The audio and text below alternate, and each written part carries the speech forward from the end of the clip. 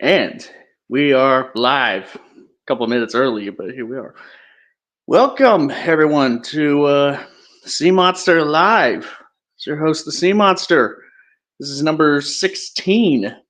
Um, yeah, wasn't hello, Alice. Let's see. um, so yeah, initially, the stream was going to be about a video on Shin Godzilla, but I kind of decided to delay it until Tuesday. I'm not sure if I'm not entirely sure if it'll still be Tuesday or if I'm just going to delay it until next Saturday.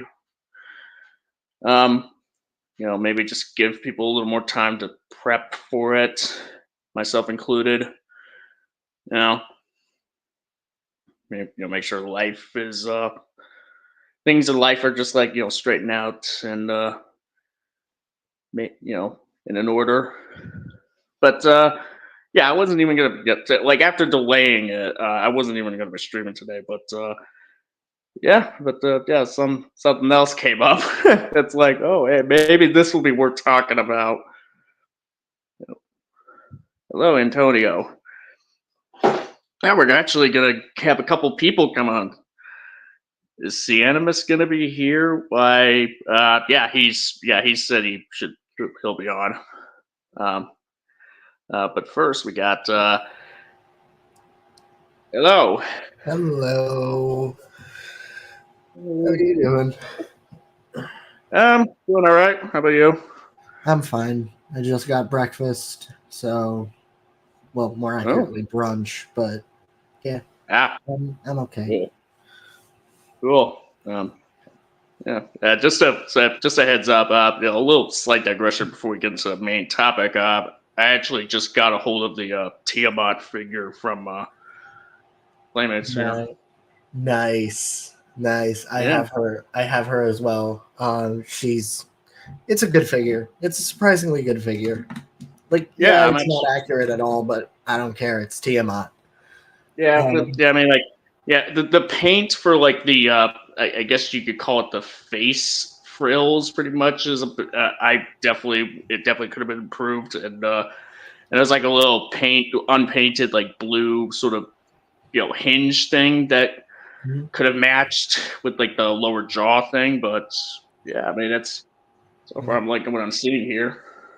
Yeah, it's a good figure. Surprisingly bendable too. Like, I was not expecting this much articulation. Yeah. Have you guys seen the Sonic 3 trailer? I have not yet. I have. I am very excited. Yeah. I actually rewatched the first Sonic movie earlier this week. Surprisingly solid. I'm surprised how well that holds up. Yeah. Well, we got another guest coming up here. We got Mr. Omni Viewer. Yo! Hello. Oh my god! Oh wow! Okay, wow, that was not expected. Oh my god! Yeah. Hey, the universal monsters are a subject very near and dear to my heart. So I saw your video on the trailer earlier today. So same. Oh my god. Yeah. Also, speaking of movie trailers, the Minecraft movie. Oh god. That. Oh god. I haven't seen that either, but I've been hearing a lot of things about it. We got another guest here coming on. Oh my god. Kaiju Kuru. What's up, my god world? Hello. Hey. Oh my god. Yeah, I actually just out of place. I'm the only one that's not an icon. I don't. By the way, it is an honor to have you here, Mr. Omni. Yeah. Thanks for having me. Yeah. I didn't mean to interrupt. Yeah. I was genuinely not expecting anyone to show up. So the anime is coming up. So I just got done seeing that trailer. I was like, well, the trailer for that one. I'm gonna be honest, I didn't even know this movie was happening. I've been following about it for a little while to where I even kind of was like aware like that it was previously supposed to come out in October of this year, but I guess they decided to make room for Venom 3, which Yeah. I'm actually kind of excited for Venom 3. I'm looking forward to that one. I've liked the Venom movies. Yeah. Okay. The Animus has messed up. He's eating dinner right now. He'll be here as soon as possible. All right. So take your time. Take your time. Yeah. We'll be here. Yeah. Just a moment. Snaky said he wanted to be on. I'll be right back. Okay. Oh boy. I need to send the trailer to my brother. He's a gigantic horror movie buff, so yeah. I was shocked that they seem to still be doing the OG horror movie monster movies since, from what I've heard, I still have never seen The Mummy 2017, so I've only heard about how... Oh my god! There he is. Hey. Yeah, I just need to send the Wolfman trailer to my brother. He is a gigantic horror movie buff. He and I were nerding out over the Nosferatu remake, so yeah. Oh I'm yeah. I still really gotta look for the I don't know why I haven't gotten around to it. I still need to see those old Universal horror movies. Yeah, I should rewatch them as well. I just don't. They're really worth a look. The allegories you can draw from them are very layered, especially the Wolfman. Oh yeah. Yeah, I actually I think it was 2 weeks ago or so. I was watching Matt Draper's retrospective on the Wolfman. If you haven't seen his channel, definitely check him out. He does really good retrospective. He's one of the only I feel film critic YouTubers that I've watched that actually seems to engage in good faith with the Godzilla series. Yeah. Yeah. His Gamera retrospective videos are probably some of my favorites of his, as well as the Planet of the Apes video. Once I get done rewatching all the Jurassic movies, the Gamera trilogy I'm going to watch again. You should check out the rest of his content as well. The Showa movies are actually pretty easy to find on streaming for free too. So yeah, I think they're on the Godzilla channel on Pluto TV. So. I know most of Gamera's films are on Tubi. The only one that's going to be even remotely difficult to find is Versus Jiger, and that's on Plex TV. Granted, that's the English dub. Cool. So yeah.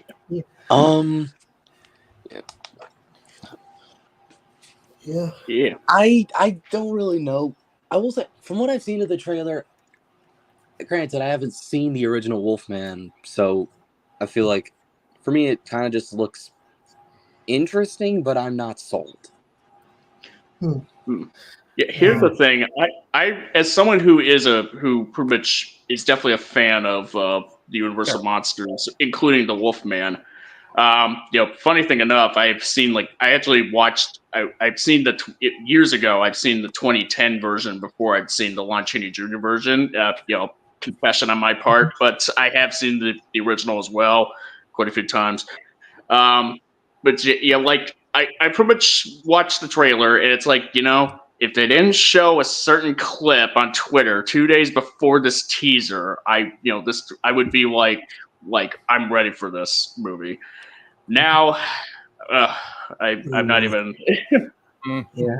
Yeah, I might. I don't know. I need to go back and rewatch, or even just properly watch some of the Universal monsters. Like I said a few times, I've been meaning to watch The Creature from the Black Lagoon properly. So, yeah. If you watch the Wolfman, there's actually a werewolf movie that preceded it called Werewolf of London. Yeah, I remember that one actually. First appearance of the Vasquez Rocks in any movie. Oh, huh. Those weird looking ones that are in all the Alien movies. Yeah, I know. You talked about them briefly with your Planet of Dinosaurs video. So, yeah. Funny thing, I actually rewatched Planet of Dinosaurs as well before 65. Wow, I actually kind of liked that. Like, that was surprisingly enjoyable. Mm-hmm. More than 65. Oh, absolutely. Absolutely. 65 was my least favorite movie of that year just because of how disappointing it was. And that's why we're getting another Jurassic World movie. Yeah. Yep. I mean, the director this time. Yeah, that's as if I need another excuse to watch 2014 again. 2014 is a good movie. I'm not denying that. It's a good movie. Getting the 4K was a great decision. Nice. But yeah, there's also, I really hope that Primitive War is good. If that movie, I'm sorry, because we need so Primitive War is another dinosaur movie that's coming out. It's basically dinosaurs in Vietnam. Say no more. Say no more. There's a teaser poster. It says, "This is no walk in the park." So, shots fired. Okay, I'm looking this up. I am looking this up. It's based off a book, or is it a comic?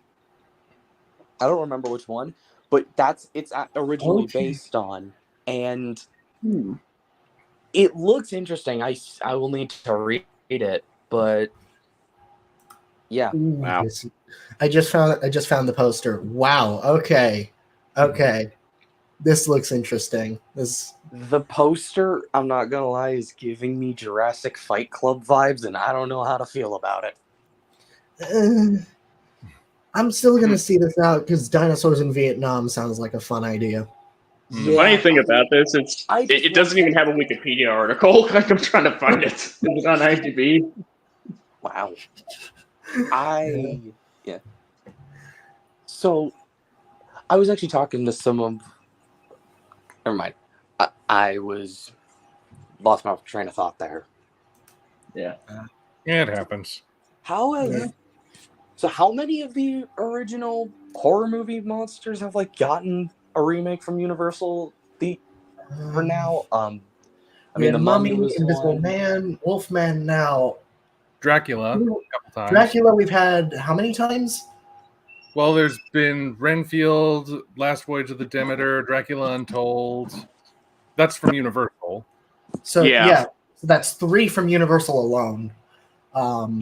There's also the Frank Langella Dracula, I believe, from the 70s. So that's Universal too, though.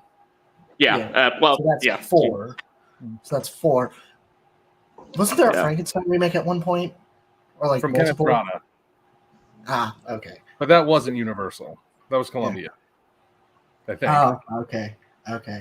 And then is the Black Lagoon one from Universal as well? Because that's happening probably, or in talks. I don't know. The James Wan remake, that it is going to be might be an official Universal Monster Gilman movie. I'm not sure. So counting that would be 4 remakes? 5? Yeah, 5 remakes. Well, 5 remakes. What about Van Helsing? Does that a standalone, or do we count that as a remake? I wouldn't necessarily. I don't think I would call that a remake of anything direct. I think that might just be its own thing. I know people it's cited that maybe House of Frankenstein was an inspiration of it, but I don't. But that may not necessarily mean it's a remake of it at all. Yeah. So. Yeah. I'm waiting to see what's next then. I'm looking out for that Black Lagoon remake, because then I might actually have a proper excuse to go find the original. Yeah. You should go find the original, period. Yeah. Because it's good. Yeah. Thing is, my to watch list is as long as Mount Everest is tall, and it keeps getting bigger. Yeah, but I know how that feels, and it's hard for me to exactly get time to sit down and watch stuff when I get distracted easily, and also work and school eat up a vast majority of my free time. Yeah, I concur to that. Yeah, I still need to check out Smiling Friends at some point, because that one's been on my list for a few months now. It's pretty funny. Yeah, I watched the pilot and I fell in love immediately. Yeah, it took me 5 seconds to convince one of my friends to watch Primal. He hadn't even heard of the show. I just sent him that image of spear riding on top of Fang, and he was like, "You son of a bitch, I'm in." It took me 5 seconds to convince him. I still need to finish Primal. I've only seen the first season. Haven't. I haven't. I've only seen the first season. Minecraft World, I thought we were friends. We are friends. No! You're my GFest bestie. I will warn you that there is a multi-episode plot arc in season 2 that does kind of drag towards the end, but overall, I think it concluded things all right. Yeah. I watched Unnatural. I know vaguely the plot summaries of what happens in season 2. I watched Unnatural History Channel's video on it, but I want to see it for myself, just because Primal's damn good. God. Yeah. Oh yeah. Season 1 is like is just excellent. If I'm being honest, season 2 is definitely. Season 2 is good, but I mean, I do have I definitely think they kind of rushed things towards the end there. Like I kind of think like there is like an episode that is like totally experimental in season 2, which I mean, like it was a good episode like in its own right, but it makes me wonder like if they had cut that out. Yeah. I mean, I like it too, but it just makes me wonder, in the grand scheme of things, like if they pretty much had just not done that and just kind of devoted like that extra episode's worth of time to maybe flesh out the end of it, like maybe it would be a little better. I'm just like, I think that probably could have helped. I'll have to see for myself. So, yeah. Yeah, but that's sad. So I guess I'm gonna ask, because I haven't heard Snazzy say anything. He's here. What?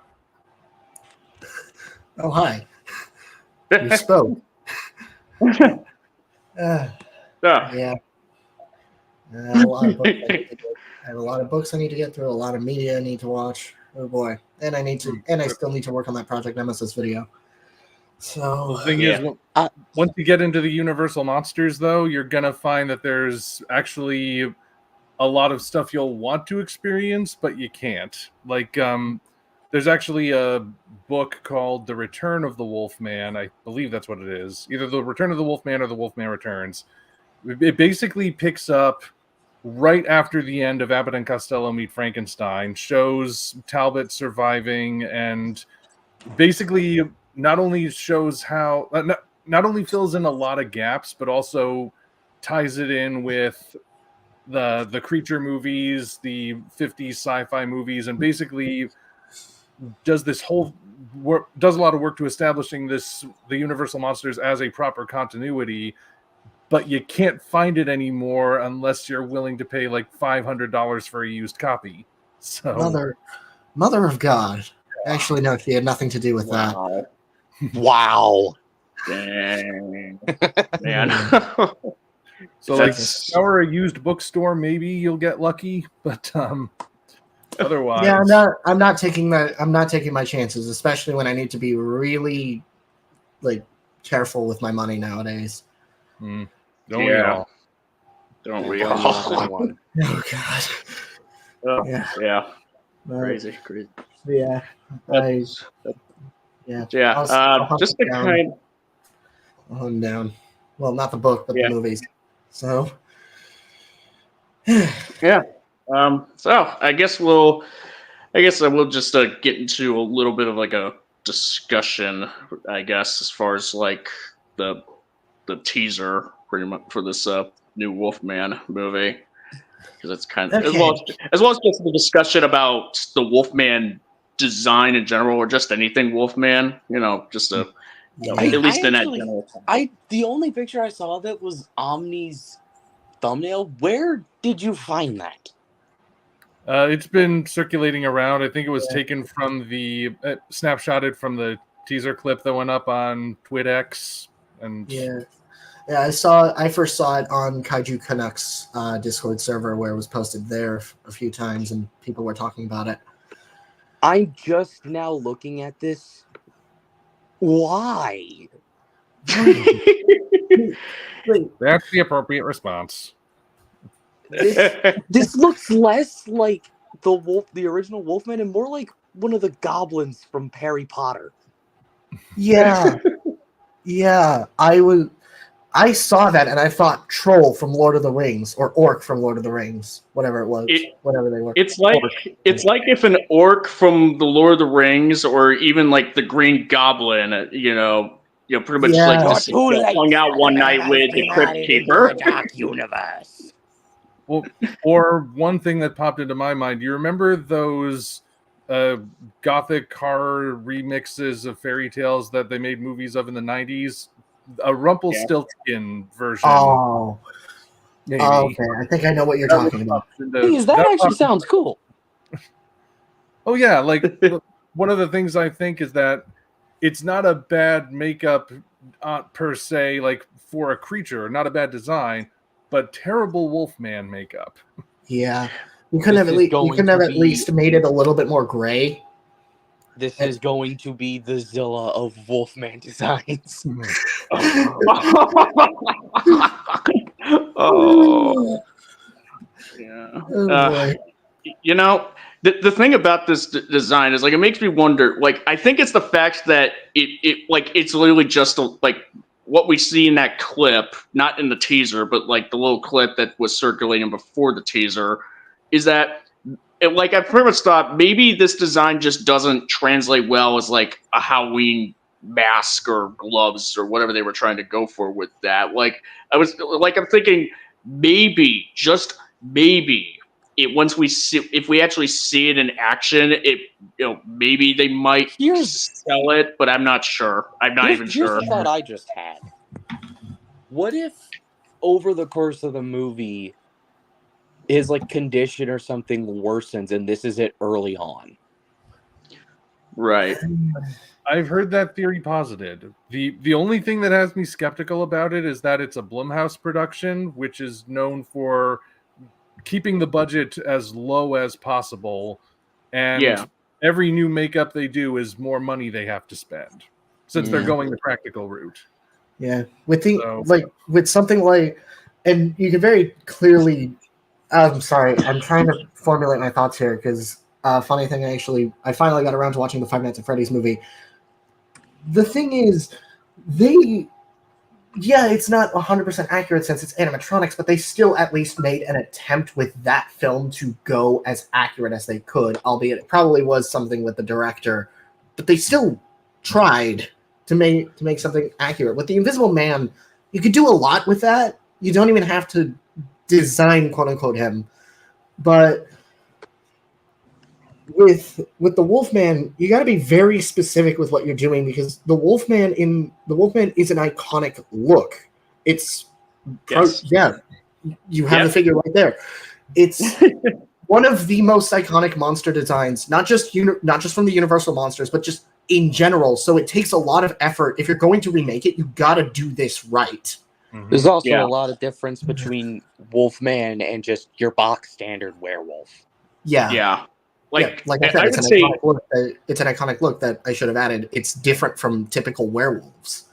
Yeah, granted, it's like even if with the limited budget that this movie is probably has, because it's Blumhouse, there was like so many there's like avenues that they could have taken to make it look better than how it does right now. I mean, we're not expecting it to be on the level of like what Jack Pierce did with the original Wolfman, or what Rick Baker and company did with the 2010 iteration, which, by the way, the 2010 iteration is, I would say, I would argue to the death that the 2010 version is like the best look design for the Wolfman out there. Like like no disrespect to the original, but like the 2010 version, it's like it took everything that worked in that design and just like made it even better.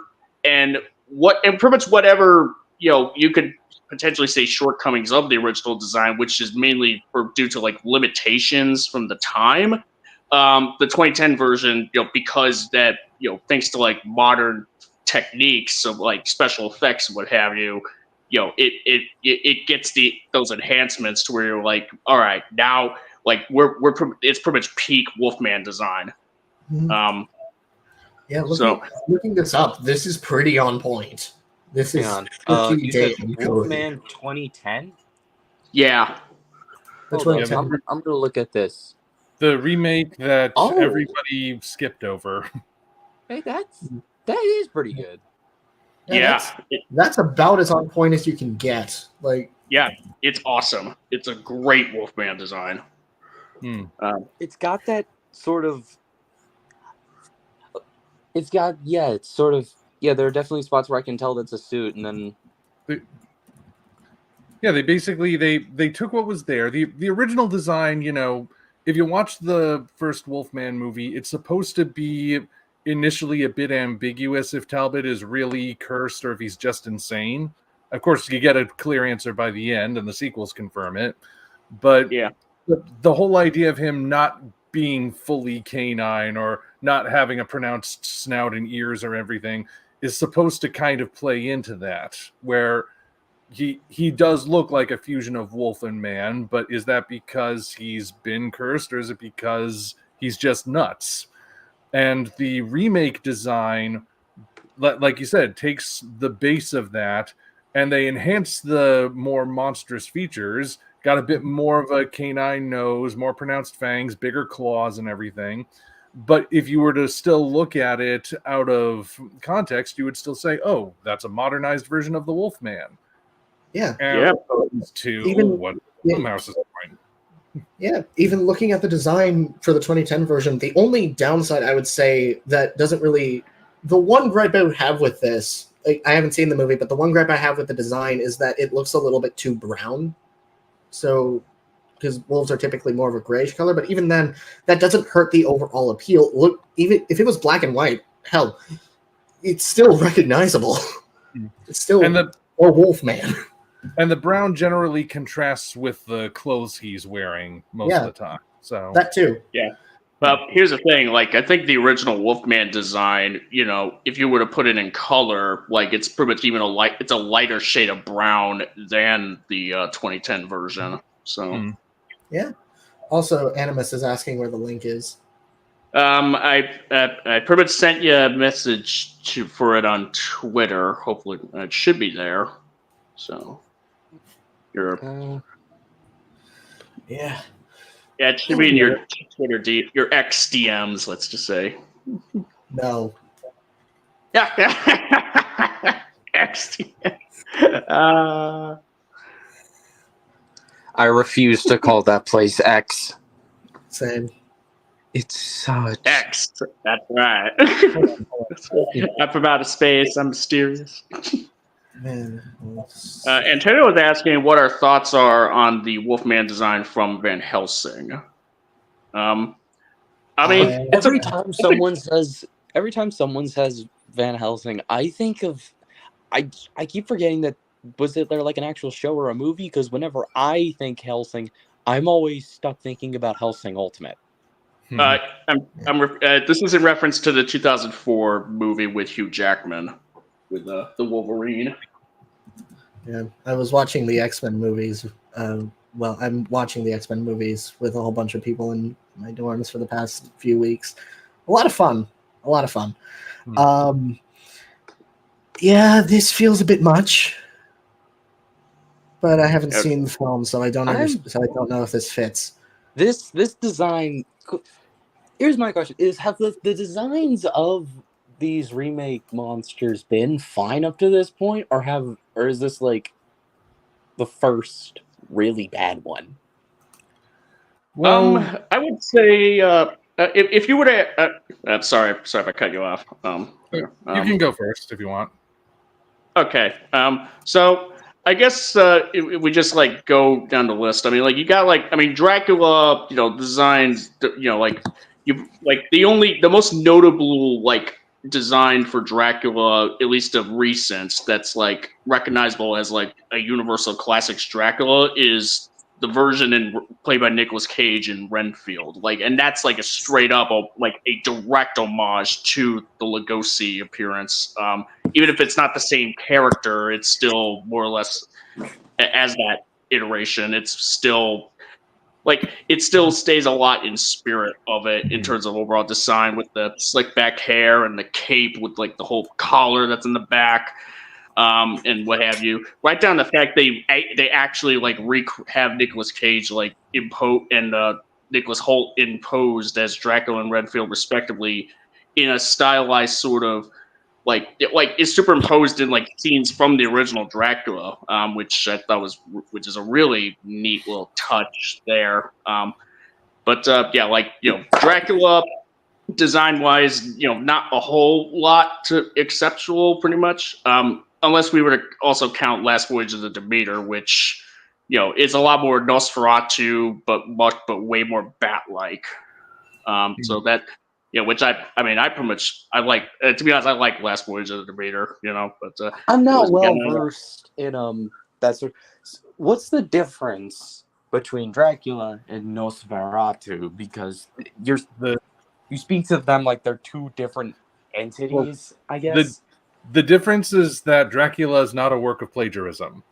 Nosferatu was made back in the silent era. They wanted to get the rights to Dracula. Stoker's estate said no, so they said, all right, we'll take the script, we'll change around some names, and look, now we have an original character, do not steal. And there was some legal trouble as a result of it, I believe, but, these days the movie's readily available. Nosferatu, technically Nosferatu is not the character. The character is Count Orlok. And he's got a slightly different power set. He's got the traditional vampire stuff. I actually think that a lot of people say that's where this movie's where the idea of vampires dissolving in sunlight came from. Yeah. But he doesn't have an association with bats. He has an association with rats exclusively. Yeah. And, the Animus looks much things like that. Hello there. Hey, Animus. Oh. Hey.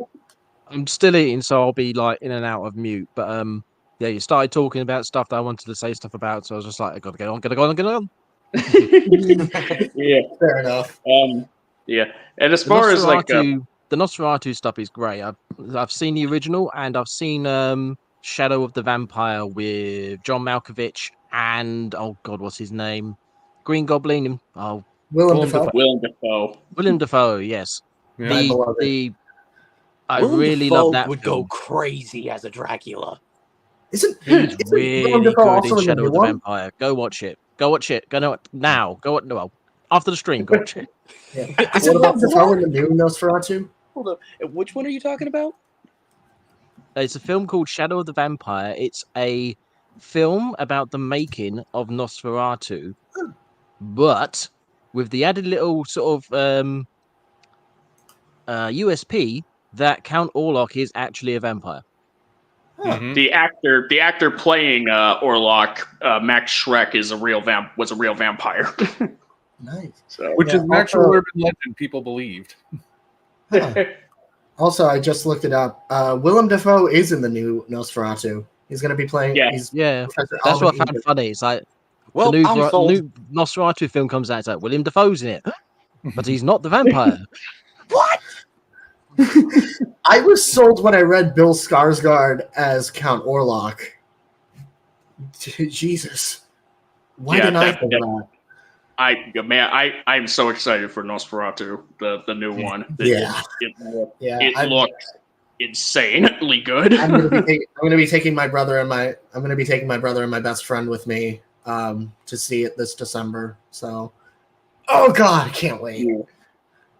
Yeah, awesome.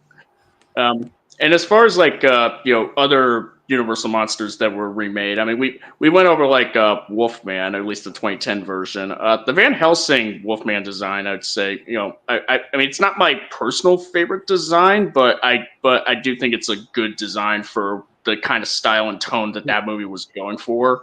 I think did you hear what I referred to this 2025 design as? I'm going. Oh, right, he's muted. I'm going to assume that's a no. No, hang on a second. There we go. Right. Sorry, press the wrong button. No, I don't think I did hear your I called it impressions of the. I at first said it looks like one of the goblins from Harry Potter, but then I said this is gonna be the Zilla of Wolfman designs. Ooh, that's ooh. I'm currently making a video about how Godzilla 98 is better than Shin Godzilla, so I'm quite cut up about that. Look, I don't hate Zilla as a design. In fact, I love it. 98 was my first movie.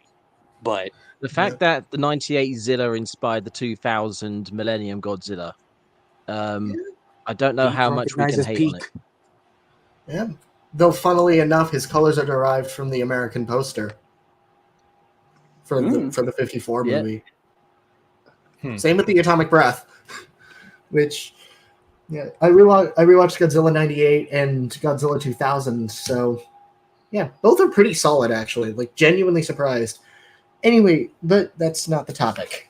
The Wolfman design. I talked about. I mentioned it on Twitter, and I put a sort of meme image up there. I described him as Okina from Elden Ring. I don't know if any of you have played it. Oh, Okina. I've played Elden Ring. That's Okina, the guy who uses rivers of blood.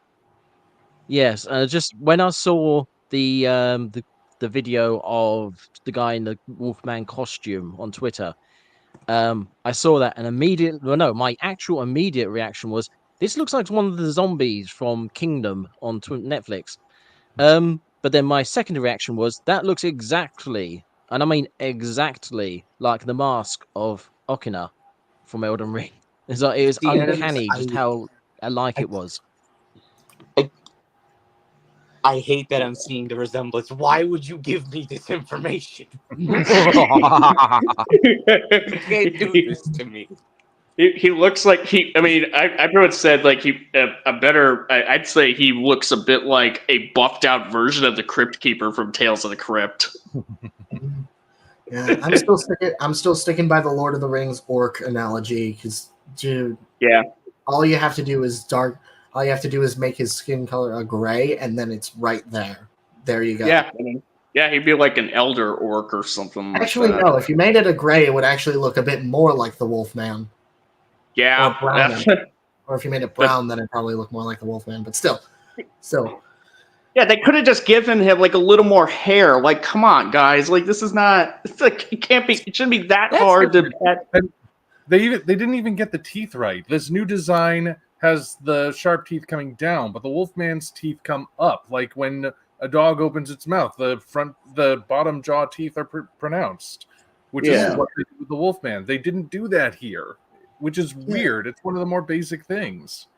Yeah. Like, come on.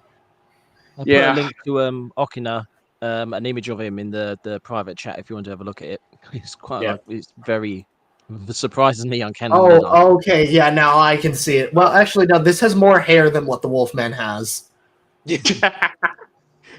Imagine if they made him look like exactly like Okina.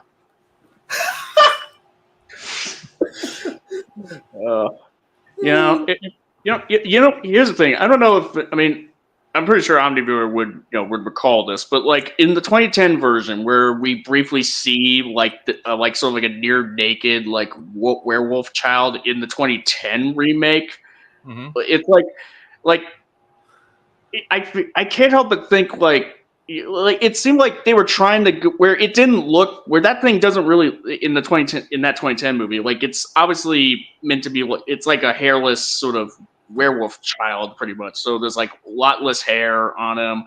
So, like if they're like going for like a way where they're trying to like say like there's like different like werewolves or wolf men in this new film, they like come in like different, they look differently, and this is just supposed to be like one wolf man that's supposed to throw us off, but there's like another one that's going to look more traditional, but even then, it's like I don't know.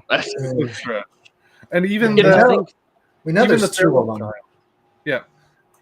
Well, maybe, but more on Probably. that in a moment. But even the feral child in the 2010 version, he still has like the pronounced nose ridge, the all black eyes, the pronounced underbite, still stuff that would make you kind of clue into the idea that there's a Wolfman connection there. But yeah. More so than with this new one. And as far as there being a second Wolfman, I mean, that there's a possibility, but the way the plot synopsis is worded has me wondering. Yeah, I saw that on your video. Yeah, it was exactly the same thing I thought. It's, along with the bear comment as well. That's those two things were the exact things I thought. I did rewatch the trailer specifically to look out for the bloke in the house, and I think there's two shots. There's one where he's running through the woods on all fours in his clothes. It's definitely not Okina running around, and there's another one where he looks like he's on a bus or something, and he's jumping off in slow motion. You can see his wife and kid in the bottom corner. So it looks like there's like a moment where he's about to attack his family. Then suddenly Okina arrives and threatens them, and his sudden husbandry, patriarchy, blah blah blah instincts kick in, and he leaps heroically to attack Okina. That's his official name now. He's now Okina. I'm with you. Yeah, I mean, I'd be kind of disappointed if it ends up being like it's like, oh, so we're just kind of doing the 2010 version again, where it's like revealed where they just like they kind of establish like that there's like that the werewolf that's like that there was like the first werewolf and the main one, the character who we're following is like the second werewolf in a line or something. And although even that was taken from Werewolf of London. True. Yeah, that's true. I wouldn't be surprised if that's the direction they go down based off of what we're seeing, though. Because I think we can all agree, though, that the disappeared grandfather is the first werewolf, Akina. Oh, absolutely. Oh, absolutely. Yeah. That's an easy one. Agreed on that one. I did find it interesting when because the clip from the trailer that everyone's seen but that Omnivore yourself used to show, oh look, this is him. That's in the daytime. Mm-hmm. Now that's interesting. Weird. That is weird. Are they going to do?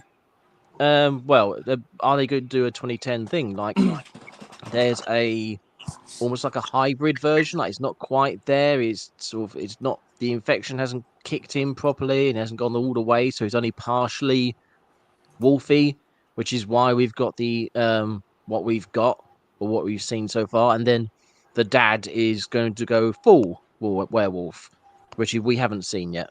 Maybe that's why they're saving it for the film rather than showing the trailer. Mm-hmm. If it's in the daytime, I think it could be possible it's also like a hallucination because like the 2010 version, it's not really so much hybridizations in that movie. It's just kind of like a straight up Wolfman. But like I think it could, but the 2010 remake also did the whole hallucinating werewolf sort of thing. So that could be that like I would say a Wolfman in the daylight. That it would have to be like a hallucination, perhaps, or lucid, or like a dream sort of thing. Like that could be it too. Well, if we assume they're sticking with traditional Wolfman lore via the movies, that I've seen some people wondering if like what we're seeing is they're taking a more science-based approach and it's actually like they're like a form of rabies or something that mutates you. Right.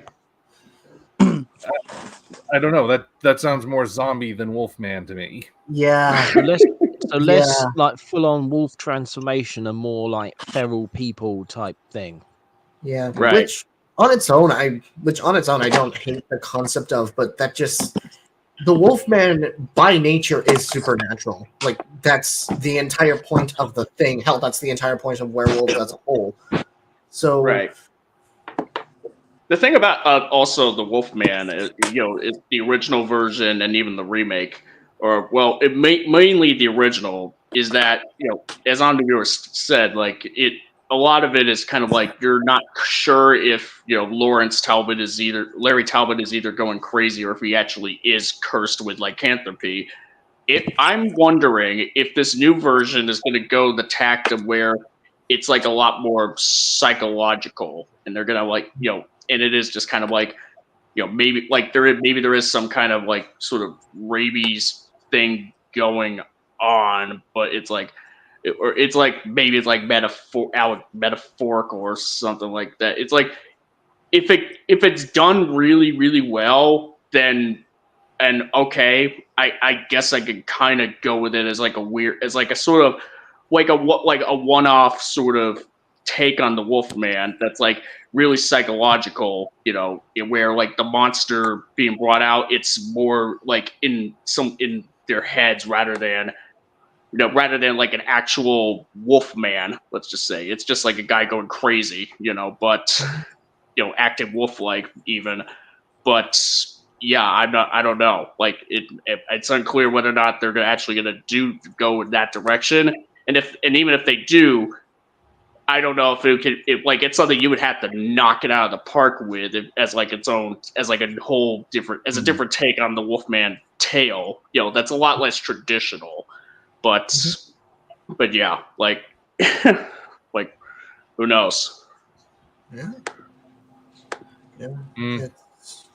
That is a potential point. So yeah, by that point, they're going to be reinventing it. So if that is the case, then they're reinventing it in a similar way to how they did the Invisible Man, which I'm not opposed to. I actually didn't hate that movie, but oh boy.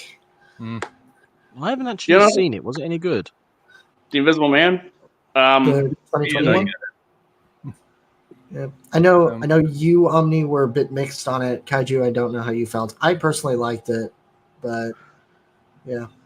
I really like Invisible Man 2020. I mean, I could kind of like take it as like I said, like a sort of like one and done, one off sort of take that, even though it's like very different from the original Claude Rains version, it's very different in terms of like how the Invisible Man is characterized, as like a suspense thriller, using the Invisible Man as a template for the suspense and the thrills. I think it was a very effective horror thriller, but I don't know if it could necessarily work all that well. I mean, it gets like whether or not something like that could work with the Wolfman as well, where it's like a psychological horror thriller. I don't know. It would have to. They'll have to nail it real well. For it. We'll have to see in execution then, because if they are going that route, then the design makes a lot more sense.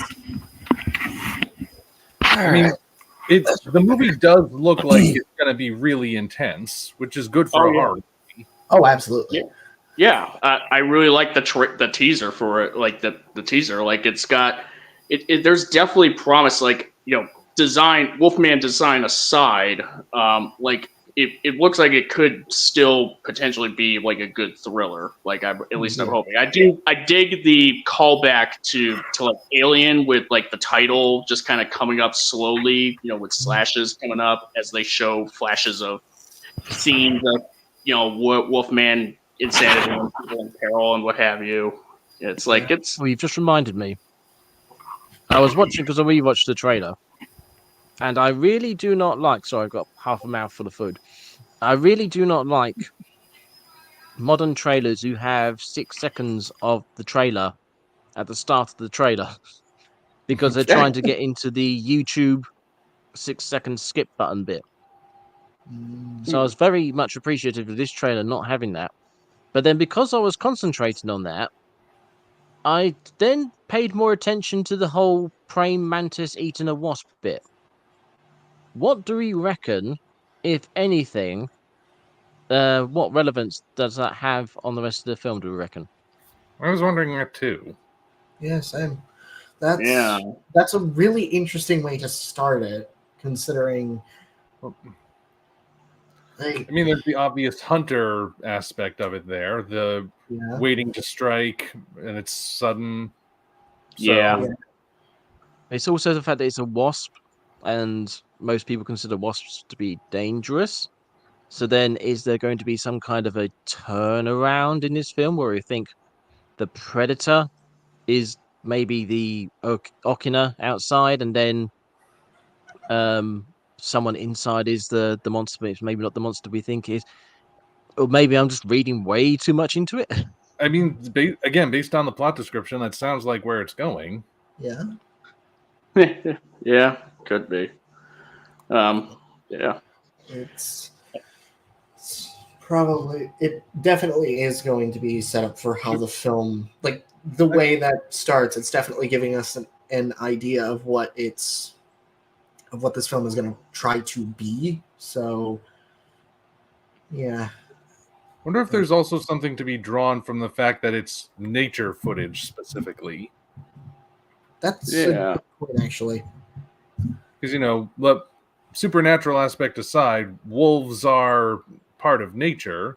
And even though the bugs aren't wolves, we're still watching that dynamic. So... Yeah, I suppose the Wolfman is the fear of the deep woods put into human form type thing. Like, don't go in the woods, or you might go, oh no, look, he got bitten. Yeah. Mm-hmm. If it was a wolf, it probably would have been a bit more overt. Yeah, I imagine. Stay clear of the boars, that kind of thing. Mm-hmm. Yeah, that's where the orcs live. Quite literally, that's where the orcs live. Yeah. Very fitting. Yeah. Honestly, no. I like the atmosphere of the trailer as well. I think it suits something like a Wolfman remake. So there's that. Again, if it weren't for that design reveal. Oh yeah. I know, right? It's like I genuinely just don't understand why they revealed that design that early.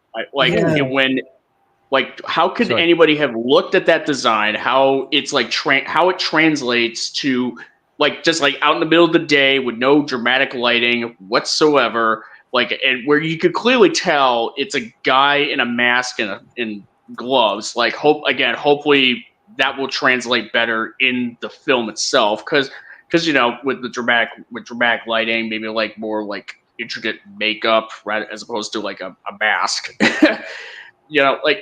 I don't know why they would just debut that, before the teaser. Why not just debut the teaser?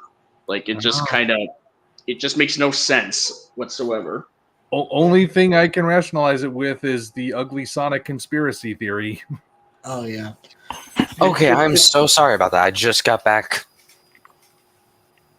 That's all right. What are we talking about? We had some discussions on the trailer, and then we're back to the design. Speaking on the design, actually, I can give it this. It's not as bad as the thing I just put in chat. The sheep. Yeah. Oh. It's not that bad. Or it doesn't, and it doesn't look like the horror Peter Pan movie, which for some reason makes him look like a Sin City character. Why? Wait, what? Oh yeah, don't you guys know? There's a horror reiteration of Peter Pan where I guess he's going to be a slasher villain of sorts, like Winnie the Pooh, Blood and Honey, and they're all part of a shared universe along with Bambi. Yeah, I know about that. I didn't even know we even know we got the trailer for it today until Omni mentioned it in his video. So yep. I haven't seen that either. I dread to think. I saw the Winnie the Pooh one, and I was like, gee, what the hell is this? And I dread to think what the Peter Pan one's going to be. Again, I remember seeing that one brief teaser for the Bambi one. What? I have not even seen that. I didn't. Yeah, I'm not going. How long before they get their? You never know what's AI at this point. So, how long before they get their hands on Steamboat Willie, or as our Lord and Savior Dr. Skipper put it, boat rat drives boat. Other people have already. I'm sure they already have. Yeah. Oh, yeah. I just remembered there's that one horror Mickey film that's coming out. They announced like And 3 different horror projects with Steamboat Willie. So, and I think there's actually a non-horror video game upcoming for it that's in a similar way to that's in a similar style to Cuphead. That's not Steamboat Willie themed specifically. It just also uses a rat. Yeah, I know what one you're talking about. That's well, like I'm still checking it out anyways. Yeah, no, it looks good. Yeah. But like, oh man, I love it when designs are unintentionally horrifying because you get things like the sheep. Dude, someone said they just got the guy who made those videos of those Minecraft mobs in real life. Oh, That's the guy they got for this. That's exactly. The director said he didn't want to piss off the 10-year-olds. I think he pissed off the 8-year-olds and younger. yeah. I don't even. It just makes you wonder, like, just like with the Minecraft thing, like it's like just make it a fully animated film, like just why? Unfortunately, people don't take animation seriously in the general public, and that's why we're getting this. Well, people took the Mario movie and seriously enough, and look at it. It was like a huge hit, or at least like I don't know what to tell you. I have a feeling the Minecraft movie was already pretty much locked in by the time that the Mario movie came out. So yeah, fair point. Yeah, it was.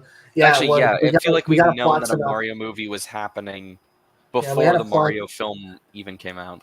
Yeah, we had a plot synopsis back in, I think it was 2018, 2019. So like they probably already had the script in by that point, and then design wise took a few years, but here we are. So yeah. This was just a week for weird trailers and designs that have people questioning reality, wasn't it? Yeah. And Yeah, this was right after Sonic 3 impressed people. Yeah. With Edgy the Hedgy, yeah. Yeah. Edgy the Hedgy. It has all that. The Sonic 3 trailer has all the hallmarkings of oh god, what's his name? Broly from Dragon Ball Z. Ooh, yeah, I can just see for it. It's the main character, but a different color variation. Okay, he has a similar start, but a tragic start, and he's much more powerful to the point where he just owns everybody straight away. I'm gonna ask because now you're messing with my head. As a Dragon Ball fan, I need to ask which Broly. I know the one from the Z films or the one from Super. Karat.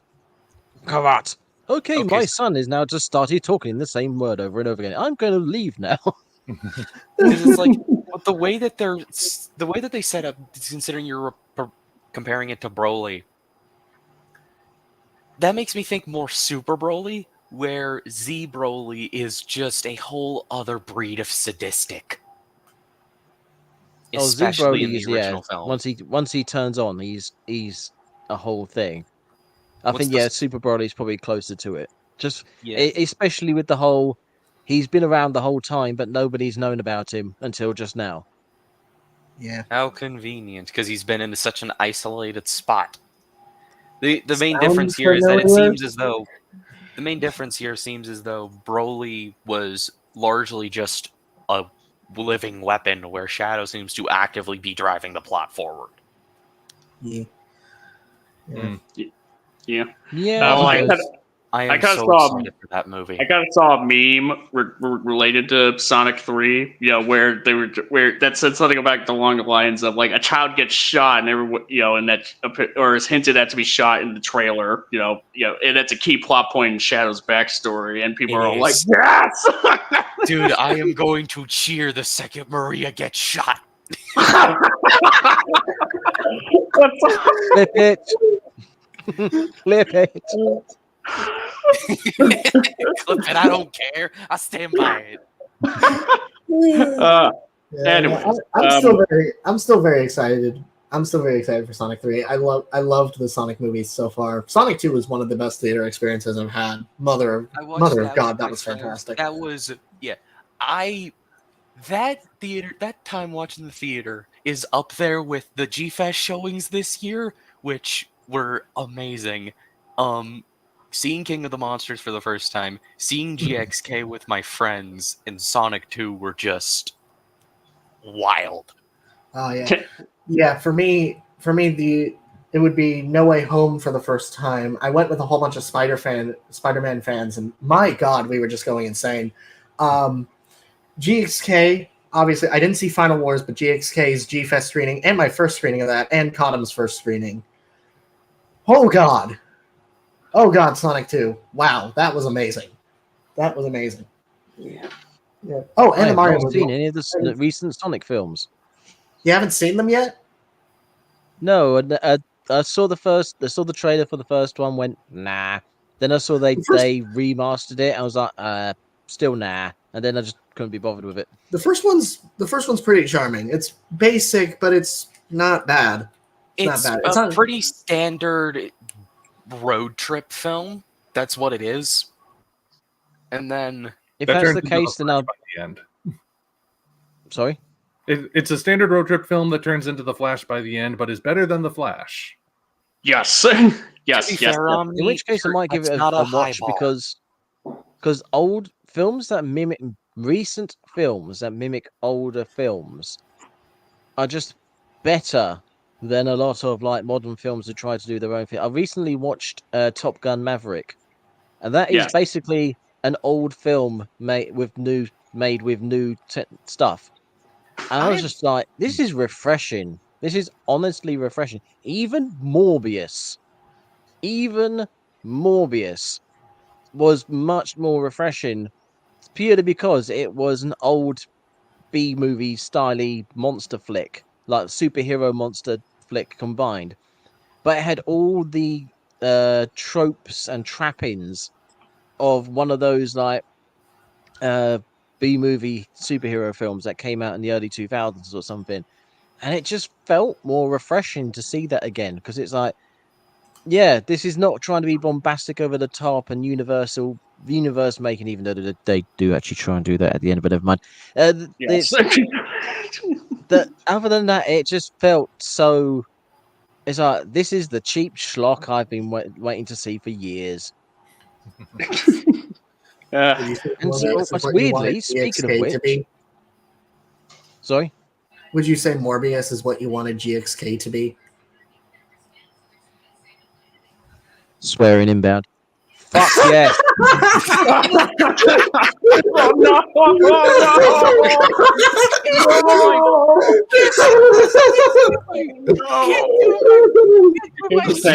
Legendary. Next movie, it's Morbin time. Oh no! No, sorry, they ruined that. They ruined that. Godzilla X Kong 2. They morb now. Oh no! You can't do this to me. My GXK steelbook is within arm's reach of me. Oh my god! When in Godzilla, what would they call the next film? Because Godzilla versus Kong, Godzilla X Kong, Godzilla X Kong. They kiss now. Godzilla slash Kong, probably. Godzilla on Kong. No. Godzilla plus Kong.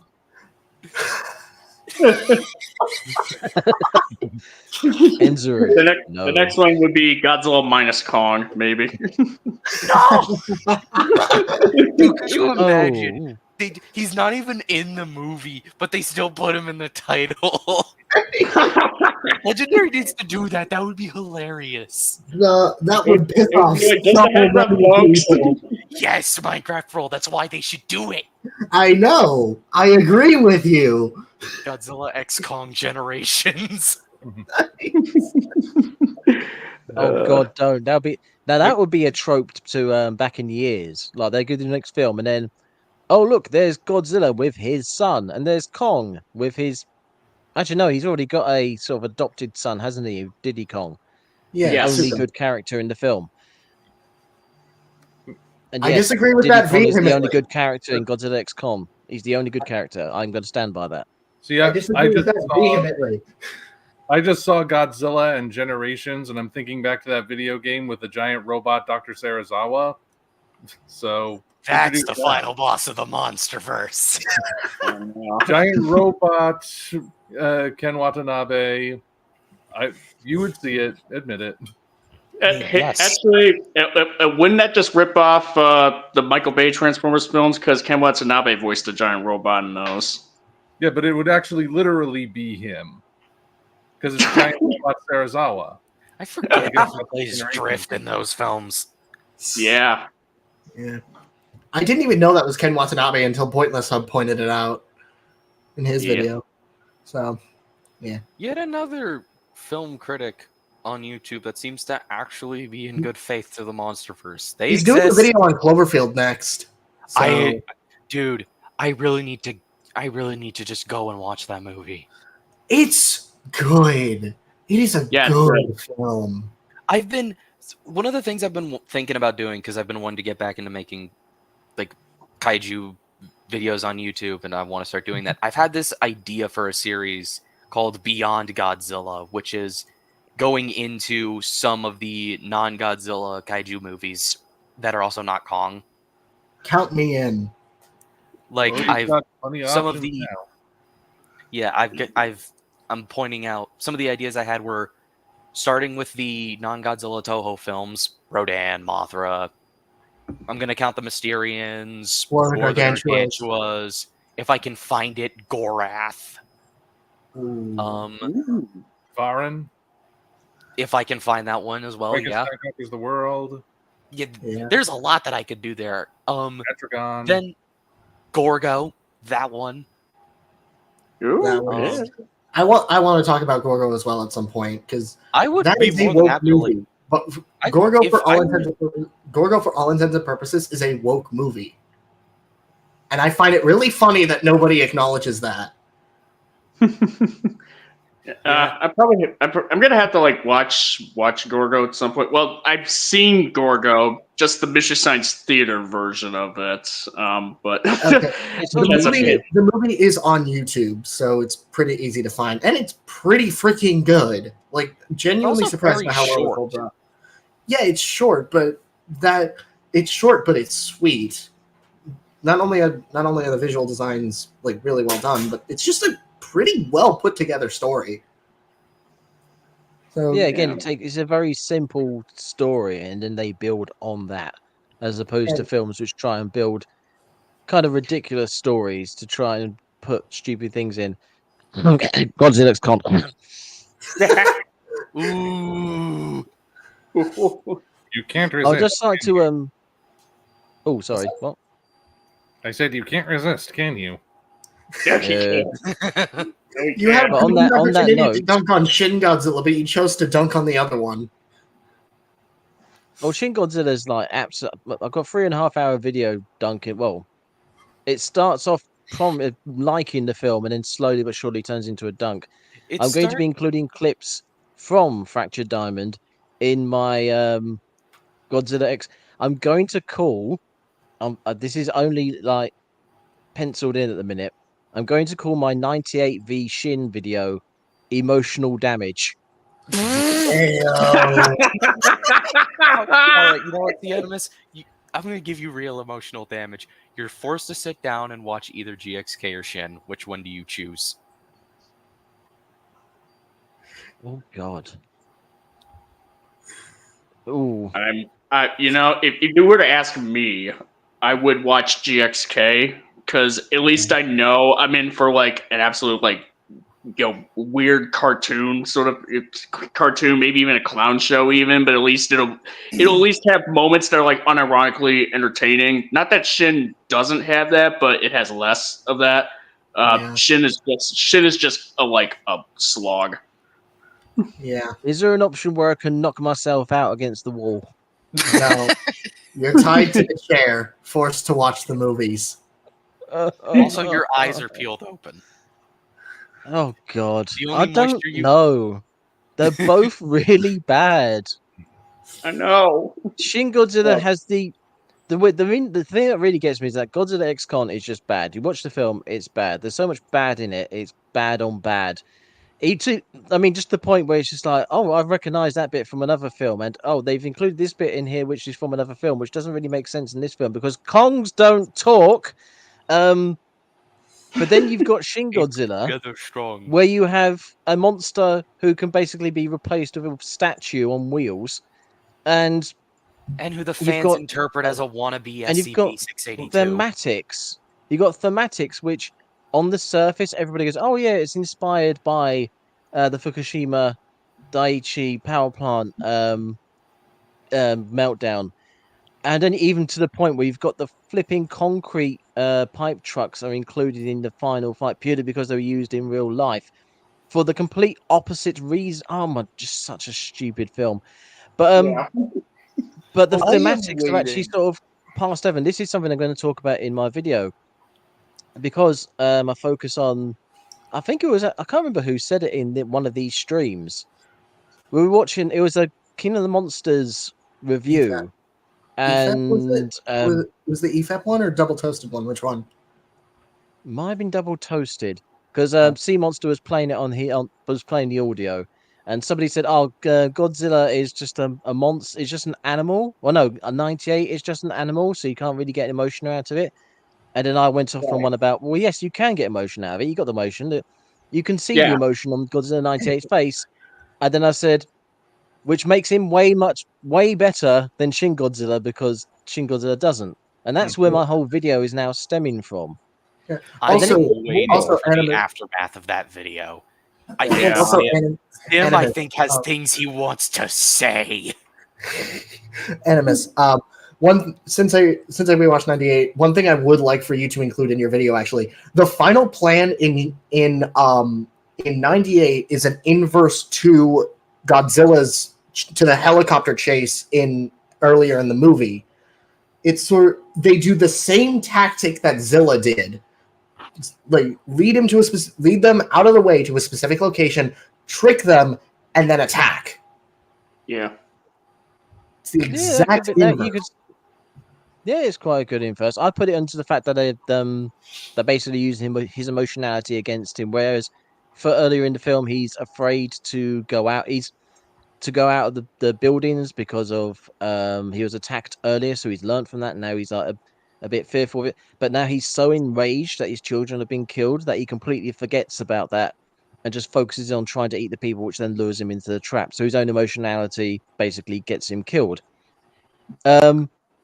But with Shin Godzilla, this is actually what Omniviewer pointed out in his video about the hidden thematics of Shin Godzilla, where it's very anti-humanistic and very pro economics infrastructure to the point where everybody trying to do stuff early in the film fails. The people fail to stop Godzilla, but all the trains and the drones and the self-guided missiles and stuff like that are the things that get Godzilla in the end.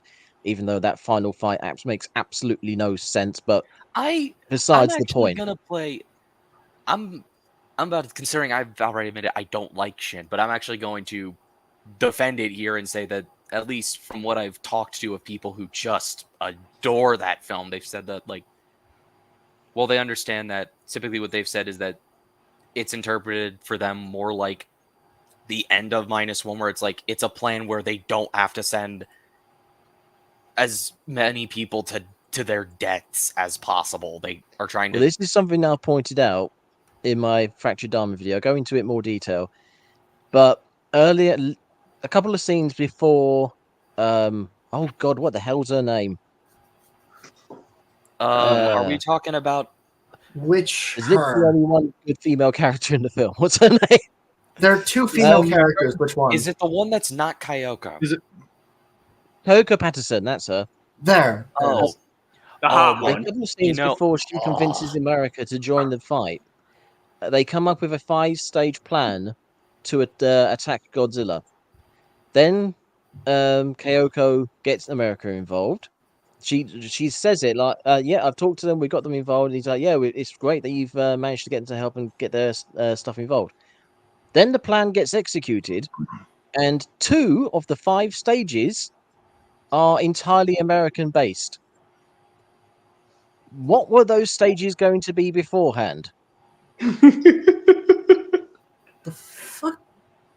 Got this movie. Got Shin Godzilla's Stage like 2 is American drones, and stage 4 is American cruise missiles. I actually got into an argument about the final plan with the whole train bit. They said it's because it's too low to the ground and that it's moving too fast. No. What? The trains don't make sense. By this point in the movie, Godzilla's like tail is mutated to where it could shoot lasers from its tip as well as him shooting from the back. I pointed this out in my in the full 3.5 hour video, thanks to Sea Monster pointing this out in his video. If the trains can go up to Shin Godzilla because they're too low to the ground, why can't the lorries? Why can't anybody else walk up to Shin Godzilla and do stuff to him? Yeah. If the trains can, why can't anyone else? Why do they have to do the whole convoluted plan? Why don't they just literally rock climb up Shin Godzilla with the pipes and just pump the stuff into him from there? That is a good question. Why didn't they just use the trucks immediately? Yeah. Yes. Or something, or some sort of hose from the ground. Like, you lift the thing up, put it in his mouth from the ground, and then shove it in there. Why do they have to knock him out again? Almost like there's this weird double standard that people have for the Japanese movies that they don't have for the MonsterVerse movies. It's not like this is something we'll be discussing very soon. Oh yeah. Oh god, that you're killing me over here. Oh, as I'm trying to get a day cleared, so I'm not working the day that stream happens, and then I hear you mentioning it might be next Saturday. You're killing me over here. I'm gonna try to have it be on Tuesday. Okay. I was prepared for today, and then Seamonster said, no, it can't be today, doing it Tuesday. I was like, oh, god damn it, that's a working day. And it's also a family day as well. I'm going to have to sneak in and be there for like a short time or something like that. So, yeah, if it's moving again, I'll be interested. If it's another weekend, I'm definitely in. But I definitely want to be in for that streak, because Cinemassacre has rubbish opinions on King of the Monsters. So I'm very interested to see what he says about Shin Godzilla. Yeah, and it was like 3 years before. I've not seen his King of the Monsters video. I did watch his Godzilla X Kong video and Godzilla -1 video. Well, no, yeah, I have seen those. Oh boy. If you watch my Godzilla reviews video, you include the clips from his video, so you get an idea of what he thinks. Okay, I'll check it out. I still need to watch his Shin review as well, so I know what we're getting into. I'm going into that blind. I have a lot of Sea Monster said it best in his versus Champagne video.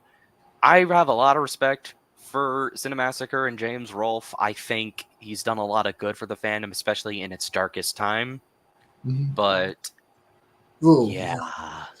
Anyways, the Wolfman trailer. Let's get back on topic. We've derailed.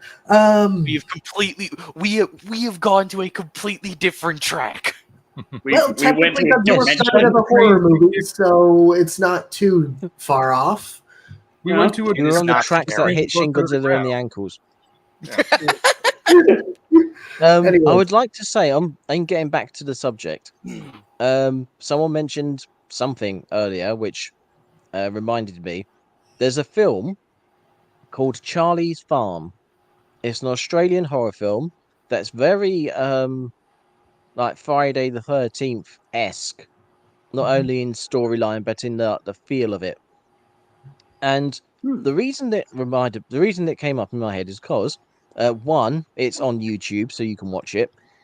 Two, The main villain is, well, has anyone seen Troy? No, Or Mad Yes. Max Fury Road, thinking about it. I have. The first, Yeah. at the beginning of Troy, you got that massive great bloke who comes out and then gets killed in like one hit. Yeah. That guy's called Nathan Jones. He's a Yep. 6'9" former World's Strongest Man contestant, former WWE wrestler, and now he's just a massive actor. He's the bad guy in that, and all they do with him is put a load of rags on him and put some like basic prosthetics on him, and he looks like horrifyingly like intimidating. And I was just it reminded of me of that because there's a scene, there's a shot where they literally just stick the camera in his face for like 5 seconds and be like, look how scary he is. And you're like, yes, he's very scary.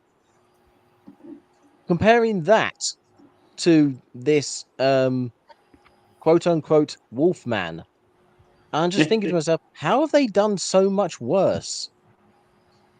Yeah. That's... I think I'm looking at the movie you're talking about right now. Could you post a picture? I also think of like Can do, yeah.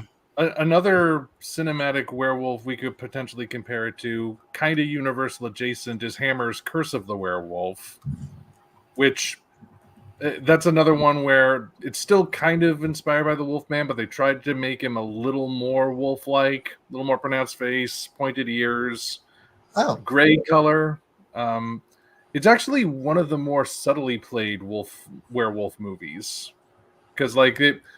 Almost like the entire first third of the movie is just backstory to how the main character was born, like conceived and born. So the slow burn to be sure, but very good. And even that, like if you see the design, I think they were kind of basing it on the Wolfman because they like specifically the original Wolfman. As the Universal movies got on, they made it more of a mask that covered more of his face, left the eyes exposed, but like everything else was covered. The original one, though, there was a bit more off the face, and the Curse of the Werewolf design is kind of like that, but still looking more lupine. Yeah. And and it, you know, like even that, like it's not in the movie all that much. Like I said, it's a very slow burn of a movie, but when it's there, when you finally see it, very effective, and it looks like a werewolf again. Yeah. Finally, this is the one. Finally, a werewolf with this aesthetic that actually has gray fur. Well, also, I think the Underworld movies the lichens were gray in that, though. Except for the one in the second movie, they were designed more like hyenas. So interesting. Well, even like the 2010 Wolfman, you have like I don't know if this could be considered, if anyone wants anything spoiled from the 2010 remake, because I do recommend that movie. But the Wolfman that I have it somewhere. Oh, you can't. Okay. Yeah, like the Wolfman. Oh, cool. Which quote? It's when Anthony Hopkins is talking to Del Toro. I can't remember their actual names. You got Del Toro. Sorry. Del Toro is Lawrence Talbot, and Anthony Hopkins plays his dad, Sir John. Okay, Lawrence and John. Yeah, they're talking to each other about. I think it's the mum/wife, and other things about like things that happened in the past. And then Sir John looks at the window and says, "The past is a wilderness of horrors. Be careful not to get lost in it." Man, wow, interesting. Wow, that. Which does have its own like values to it. Like sometimes some people can get stuck in the past. They'd be too concerned about things that happened in the past that it affects their futures. And sometimes it's best just not to think about it and just get on with life. But with the character himself, he's so much into that he's spoilers.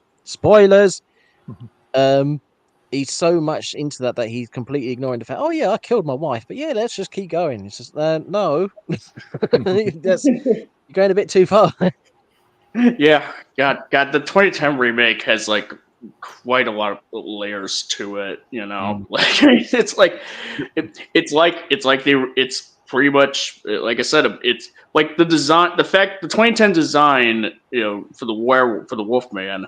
You know, compared to the 41 version, it's almost like the comparison I make is almost like a bit of a microcosm in terms of like as well, along with like the thematics of the 2010 film, where it does its own thing, but where it does its own interpretation of the classic tale, but in some way, it really stands on its own in a way that's really solid, but it pays so much respect to the past, in its own way. It's God. It's not. I can say that like the 41 film, it's a classic. I think it is probably a stronger written film than the 2010 film, but the 2010 film definitely has way more merits to it that are really worth looking into. Because it's really a shame that it was like so overlooked. When it came out, like almost nobody saw it. It's a shame. You could probably do an entire video essay just on Inspector Aberline. Yeah. That's Hugo Weaving's character, in case anyone's confused. The investigator who comes in to inspect the killings, and he also was associated with not catching Jack the Ripper. So, I'll probably have to check it out then. Yeah, it's like that's my ever-growing backlog.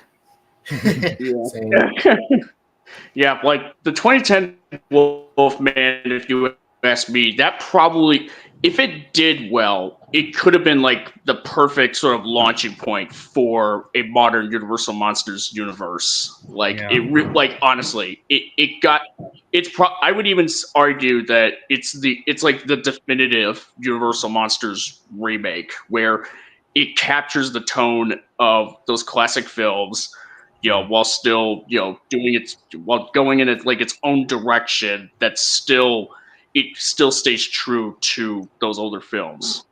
So better than The Mummy? The 99. Which 99? You know what? Like as good as the 99 Mummy is, I honestly would say I kind of think the 2010 version is a little better. 2010 Wolfman is better.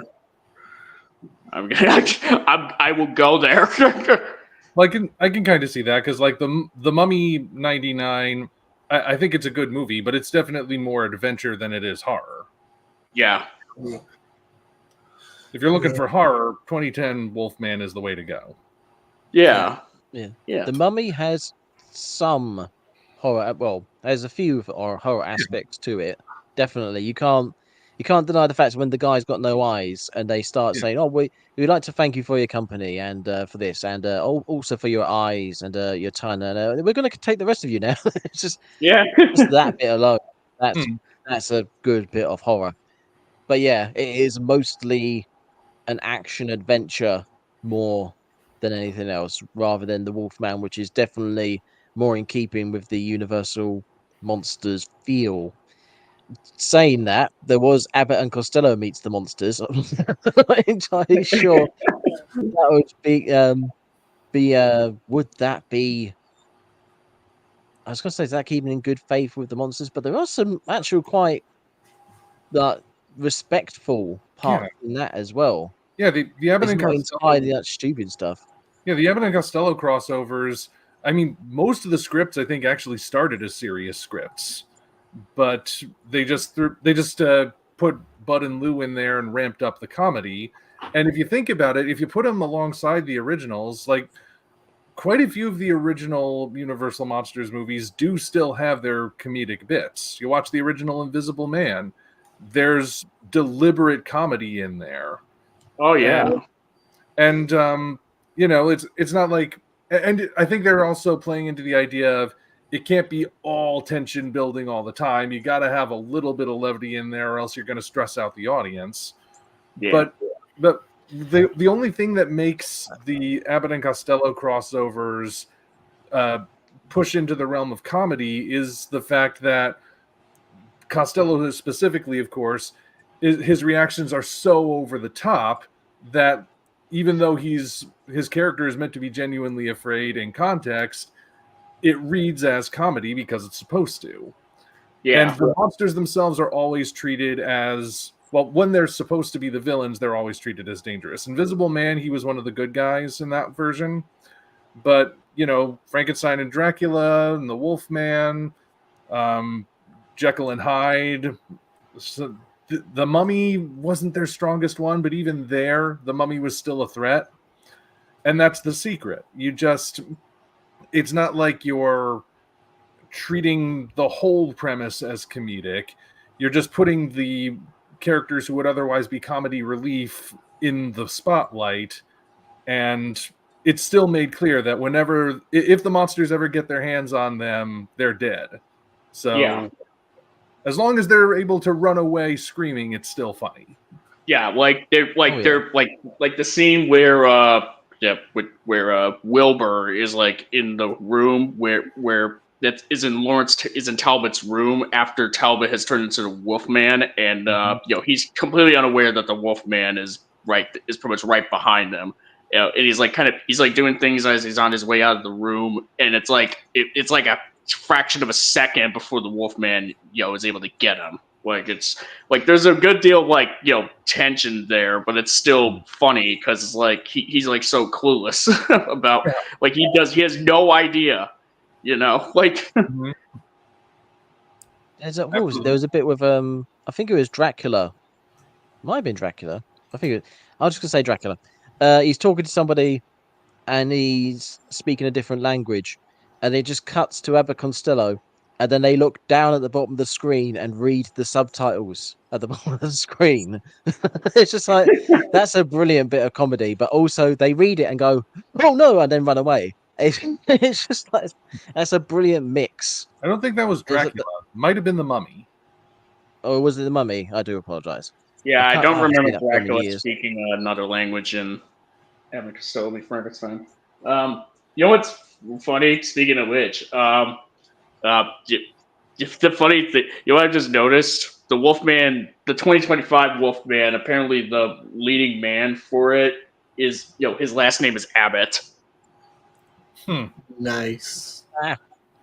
We need a Costello in this. And it would just be Abbott and Costello meets the Wolfman or something. Nice. Abbott and Costello meets the creepy grandpa in the woods. Abbott and Costello meets the Crypt Keeper's buffed out drunk uncle. Abbott and Costello meets Akina. Yeah. I'm my sword. Yeah, there's sorry about that. Cool. Yeah. So just a little bit, question here. So what, as far as a modern, we all know that NECA has NECA, the figure making company, has made their Universal Classic Monsters line. Just a question, what figure would you guys like to see made out of a modern iteration of the Universal Monsters? If anyone, at least as far as the ones that are currently made. I'm pretty sure 2025 is off the table. It's not. I don't know. I kind of want to see the 2017 Mummy. Unironically, I kind of want to see that. The movie was shit, but I kind of want to see it. The Sophia Boutella Mummy. Yeah, the one that has Tom Cruise in it. I want to see that Mummy specifically made as a figure. I was about to say the same thing. I would love to see that. It'd be curious. I'd be really interested in seeing how that translates. I also would like to see. The movie was not good, but I kind of like the design. I kind of like how it looks, and I'd like to have that. I'm not really a horror collector, and NECA's not really one of my go-tos. I have their Godzilla 2014 and their David Xanatos. Both of them are pretty good, but yeah. I've got the NECA creature here. Oh, Nice. cool. I own their Kong. I also have their 94 Godzilla and their 2019 Atomic Breath version Godzilla. Cool. Which were good figures. They've been, except for the Kong, have been put back in their boxes since I'm running out of space in my collection. Yeah, I also my first Godzilla figure actually was the NECA 94 Godzilla. I lost that figure somehow. I only have the tail that came off for some reason. I have no idea where it is. They made a Godzilla 94? Yeah, the Godzilla 94 figure from NECA. Somehow I still have the tail for that, but I don't have the rest of the figure for it. The rest of the figure, I have no idea where it went. It's the part that scares me about my lack of space is I have a Haya King Ghidorah that's coming any day now. Gravity beam version or gravity beam version? It's the shade of gold that I crave. I also have the Super 7 Godzilla -1 that's supposed to be shipping soon on BBTS, which is... I'm hearing good things about that one. I hope so, because I haven't been satisfied with their other Ultimates. I've talked to a few people that have bought a few of them. The crown jewel of it so far seems to be Destroya. Yeah, maybe. Yeah, someday I might look around for the 1200 degree one. I won't lie. I almost got that one, but I won't lie. Part of me just feels wrong owning that figure. Like, it's such a unique mold, but I'm just like, I feel dirty owning it. I mean, you're technically having a corpse in your collection. I guess you could say there's a skeleton in my closet. Done. I was just sitting here thinking, we're listening to, because I like the toys, but I'm not like mad about them. I've got a couple of the larger ones I got from like Comic-Con or whatever. But listening to you guys like talking about it, like, here's a bunch of people who've got like, a bit of passion for it, like they like to collect them, and then all I can think of is flipping Kaiju Kim. I was expecting that. It's just that I love Godzilla, that made me but so it's annoyed. not my life. As a line of X Plus statues is behind her. Do you have any idea how much money that is? Yeah, just looking at the back of her room, thinking, Jesus Christ. It was $250. But I was just, what really annoys me about it is the thing that I got a lot of comments about it as well, because I was expecting them, because it's not Kaiju Kim was just reading what Alyssa Carpenter said, so it's actually her. Well, they're both agreeing on it that Godzilla fans are either just obsessed with toys or what the hell is it, narcissists, like view obsessed narcissists or whatever it was. I just remember reading that thinking, Jesus Christ, how much venom do you want to put into a post? And yeah, loads of people came back, you can't have a go, and they had something terrible about heads happened to them. It's like, that doesn't mean they can say terrible stuff about other people. You literally put a disclaimer at the beginning of your video that what happened to Alyssa is not okay. Yeah. Yeah. Did they even watch the video? People watch the video.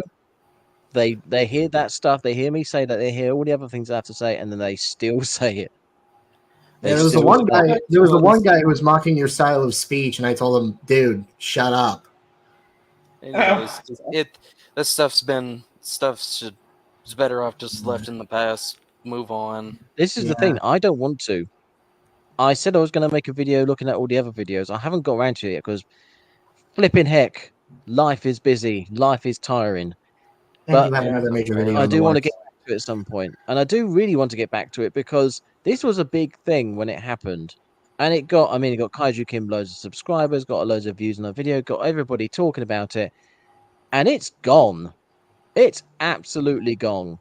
It's like, this was supposed to be a huge thing, and no one talks about it. No one mentions it at all. A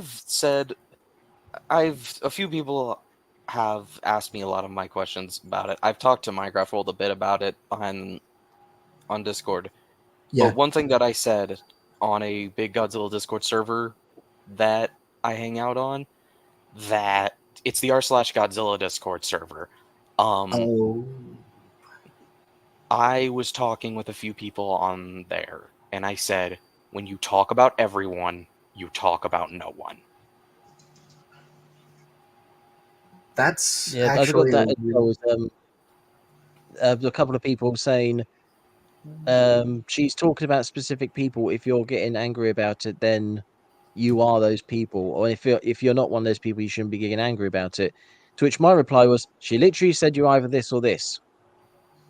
There's no like of these people you're either this or this. He's like, no, the fandom as a whole. And that's what kind of annoyed me about it. I said referring to everybody. I said that I understand what she's trying to do here. She should have handled it differently.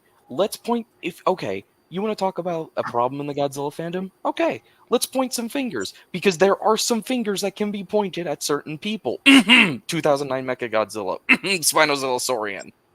That's what Firewood Media did, actually. He did an entire video discussing those kinds of people, pointing fingers specifically at them. Yes, let's talk about, don't catch innocent Godzilla fans up in the crossfire of your own drama. Again, this is actually something that brings me back. Well, I should have mentioned it. I don't know why I didn't. Olivia, in one of your videos about the lead up to Killing the Monsters, there was a quote from one of the actresses who said, "Oh, this is a job for a woman," or "This requires a woman's touch," or something like that. And people tried to make it sound like it was like a girl boss moment or whatever. It was like Vera Farmiga said that there was a story about that the mother-daughter relationship in the movie is very central to the plot, and one of the special effects people talked about designing Mothra to look very feminine, and people were trying to twist those things. Nothing really came of it, but exactly, that was what I was going to say, is that people tried to make something of it. People tried to make drama in the Godzilla fandom about it, and everyone went, "Nah, no, we can't be bothered with that." So you said like the. Sorry. So you said the video that she put out was taken down, or No, don't think so. He was referring to the fact that the drama was basically done and over with in like 3 weeks by G-Fest. I think G-Fest actually played a part in that. Yeah. I think I said this to Minecraft World, both in DMs and I think at G-Fest proper. I said, you can say what you can about the fandom, but the fact that the fandom was so willing to light a fire under its own ass and fix itself up so rapidly before arguably its biggest event in the year says a lot. Exactly. And look what happened. If you've seen the GXK or Final Wars reaction videos, that's the Godzilla fandom for you. That's us screaming at the top of our lungs for characters that we absolutely adore. Everyone, the mocap actor for Kong with that axe replica, I can't get over that. Mother of God, that was epic. Then you got everyone on like the left side of the theater doing those like football style chants, and we're there were like 3 separate Planet of the Apes quotes, 2 of them before the movie even started. What a wonderful day! They're so good. It was like, I hope those movies are just forever entrenched together. Watch like the Mandela effect happen, and we start mixing up those movies. Well, if people can mix up a scene, 2 similar scenes from The Lost World, Jurassic Park, and Inspector Gadget, anything can happen. Huh? Hold You on. haven't heard of it? Yeah, what? I've just been watching the Jurassic movies. I actually just got done with Jurassic Park 3 last night. So wait, you guys don't know about that scene mix-up? No. Okay, what? Yet another tangent, I guess. But like, for a while there was. You remember the shot in the Lost World of the Japanese businessmen running away from the T-Rex in San Diego? Yes. For a while, there were people who were swearing up and down that one of those guys was shouting, "This is why I left Tokyo." Now I remember this. Oh. That scene is actually from the live-action Inspector Gadget. Yeah. Oh. You know, you want to know what the funny thing about that, about the that Mandela effect thing going on, is that James Rolfe in his video about Godzilla '98 for his like Godzilla-thon, which was like a theme for Godzilla themed sort of marathon of him reviewing Godzilla movies for his Halloween special thing. He pretty much said that the Lost World had the Japanese saying, "I left Japan to get away from this," when they weren't saying that at all. Mm-hmm. It was Inspector Gadget. Like that Mandela effect was still at play even in that video. That's great. That's weird. Yeah. The Lost World's a good movie. Yeah, I might want to rewatch it. I've been thinking of rewatching. I've been thinking of also rewatching the Jurassic movies before the fourth one happens. Yeah, I'm waiting Fourth on World Rebirth. happens. And before that, I told Minecraft World what I did prior to watching the Jurassic movies. I decided to reopen an old wound. I rewatched the Polygon trilogy. Yeah. Oh no! Are you all right? Do you need someone to help you out? Do you need a hospital visit? They give you medication. Okay, so guess we're going on another tangent, but then again, it doesn't feel like there was a whole lot to talk about with Wolfman 2025. I think we've covered everything. Barely a minute. I think we pretty much have covered everything that needed to be said about the Wolfman teaser. It's a cool teaser. Lame, terrible design for the Wolfman. That's pretty much what we'll. Design. Everything else seems fine. Wait for more. Hopefully, the movie will be good. Yeah, wait. Hopefully, the movie will be good. Still looks better than the Minecraft movie, even with the bad design. Just wait for more trailers to make your proper judgments on movies, people. Yeah. Wait for the movie. That's probably a better idea. Yeah, I thought Godzilla vs. Kong was going to be good before the film came out. Oh. You throwing out some fire today. Hey, yeah, what were you saying? Yeah, what were you saying? To say? Polygon stuff. Oh, never mind. Oh yeah, go on the Polygon stuff. I'll be here forever talking about Godzilla vs. Kong. What I thought, the first one and the second one, I honestly thought were fine. City on the Edge of Battle is actually the only one in that trilogy that I actually somewhat enjoyed. How? Planet Eater. Really? Planet Eater is a very, very, very, very different story. I have not felt more insulted watching a movie than I did with Planet Eater. The only other movie that I have hated as much as Planet Eater was a 2016 movie called Fences. Oh my! Now you know how I feel about Thor: Love and Thunder. It took me, and I was telling Minecraft World while I was watching Planet Eater, was that it took me probably an extra 20 minutes to finish Planet Eater because there were so many points where my head was starting to hurt. The film is...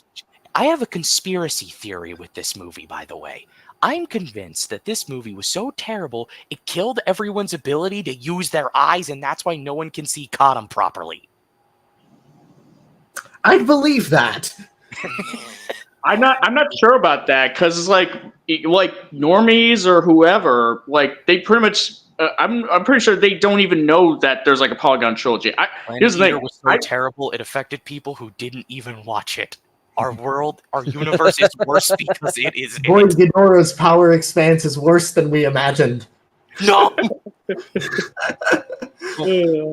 But they haven't seen the film, but they've seen the film. I don't understand it. It says it. They haven't seen it, but they've seen it. I don't understand. Yes, film. We get it.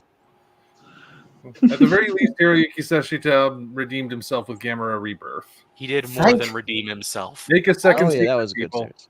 Thank God. I'm convinced. I fully blame Toho for how the Polygon trilogy turned out, because I've also looked into the people who made the Polygon trilogy's previous work outside of Rebirth. Some of them made Madoka Magica, which is generally considered a modern classic in the world of anime. That was Gen Urobuchi, right? I think he was the writer. Yeah. Yeah, I think it was the writer, or was it the director? I don't remember. It was the writer. It was Gen Urobuchi. He wrote Madoka Magica. His whole thing is writing like grimdark stuff. So that's why I blame Toho. Yeah. And as far as I'm concerned, -1 could just be a fluke. I need to see Toho hopefully get its head out of its ass and start making good kaiju films, please. If the next one is decent at least, then -1 was not a fluke. I hope it wasn't a fluke, because that reminds me. Was the director of -1 also the writer? I'm pretty sure he was involved in the writing process, because this was writer. He was the writer, the director, and he was leader of the special effects team. So he had his hands in it. He had his hands everywhere in that film. That movie, a very focused, very passionate person. That movie was his baby in a lot of ways. This guy had it in the works, and this guy had it in the works since Godzilla 2014 released. Like this guy, you could very clearly tell he was working on this for a long time. Yeah, but this is the thing that comes with Toho's. When everyone like Cinemassacre and whoever the hell else talks about Japanese Godzilla films, they also did the Japanese films are much better. This is how you should be doing them. When at least twice so far, Toho has tried to kill the Godzilla franchise and only come back when they've been inspired by American Godzillas, both negatively and positively. 98 was sort of a negative inspiration, even though they took a lot of design aspects from him. And Shin Godzilla was a positive inspiration. Yeah. Even though it was quite bad towards the end, and a lot of the thematics are quite there. Anyway. Yeah. But yeah, they've tried to kill the franchise multiple times, and they keep bringing it back because of its popularity. And it makes me think, with stuff like the Polygon trilogy, with Singular Point, I don't even know what the hell Singular Point was. What even was that? It's one thing to be a bad film, but what even? At best, a mess. At worst, an insult. Yeah. To rewatch Singular Point. Yeah. Well, I don't know. I recommend. I think that's a good place. Honestly, I think this is probably a good place to kind of wrap things up, because we're pretty much we're not even talking about the teaser anymore. But overall, well, to bring things full circle, Godzilla versus the Wolfman. Interesting. Yes. Still, I want a figure of the Wolfman. If I had my way, I would make a figure line of scrap concepts and lost media of scrap kaiju and lost kaiju. There is a Wolfman figure. I think it's from like the YS company, whatever that was. YMSF, yes. Oh. And I know this because on my post G-Fest stream, Brendan Morley of Autistic Lizard Productions showed off the figure he got of the Wolfman from the convention. I'm sorry, that name made me crack up. Interesting. Actually, to answer one of Sea Monster's questions about a NECA monster that we would like, I know it's not a classic Universal horror movie monster, but because they have figures of the main three characters, why hasn't NECA made a figure of Bruce from Jaws? Good point. Because granted, that thing would probably be very expensive. Oh, absolutely. But you know what? You know what I'm gonna do? I'm gonna buy it. Give me your money. Here's my money. Here's what they should do: the monolith monsters, just a box full of giant rocks. So yeah. Yeah, I guess my the next stream will actually be the Shin Godzilla Cinemassacre one. So I don't know, so show of hands, like who wants me to do it on Tuesday and who wants me to do it on Saturday? First Tuesday, or just say I. I don't really care. Okay. So well, I'll probably just, I guess to kind of like give people like a little more time to prep for this, for it, I may just have to like push it back to next Saturday because it's. I would prefer Saturday because then I can stay up as late as I need to. Awesome. But I won't complain about Tuesday. If you need to do it Tuesday, I will still be there. I'm gonna be able to join either day, but I feel like Saturday would be the best optimal choice. I'm gonna work to try and make either day work. So yeah, and I ain't missing seeing C Animus rag on Shin in real time. I ain't missing that. Same here. Yeah, we'll rag on. Because apparently at the time, and maybe even still now, like Cinemassacre is still pretty positive about Shin, so that'll be kind of funny. So yeah, I don't know. Like, what about you, Mr. Viewer of the Omni and Snazzy? Viewer of the Omni variety. Yeah, I don't care. Okay. So yeah, I guess we can reconvene next Saturday then. So I'll just so that would be and so yeah, just wrapping things up. Any plugs here for channels or content, anything like that? All right. I guess I'll go first then.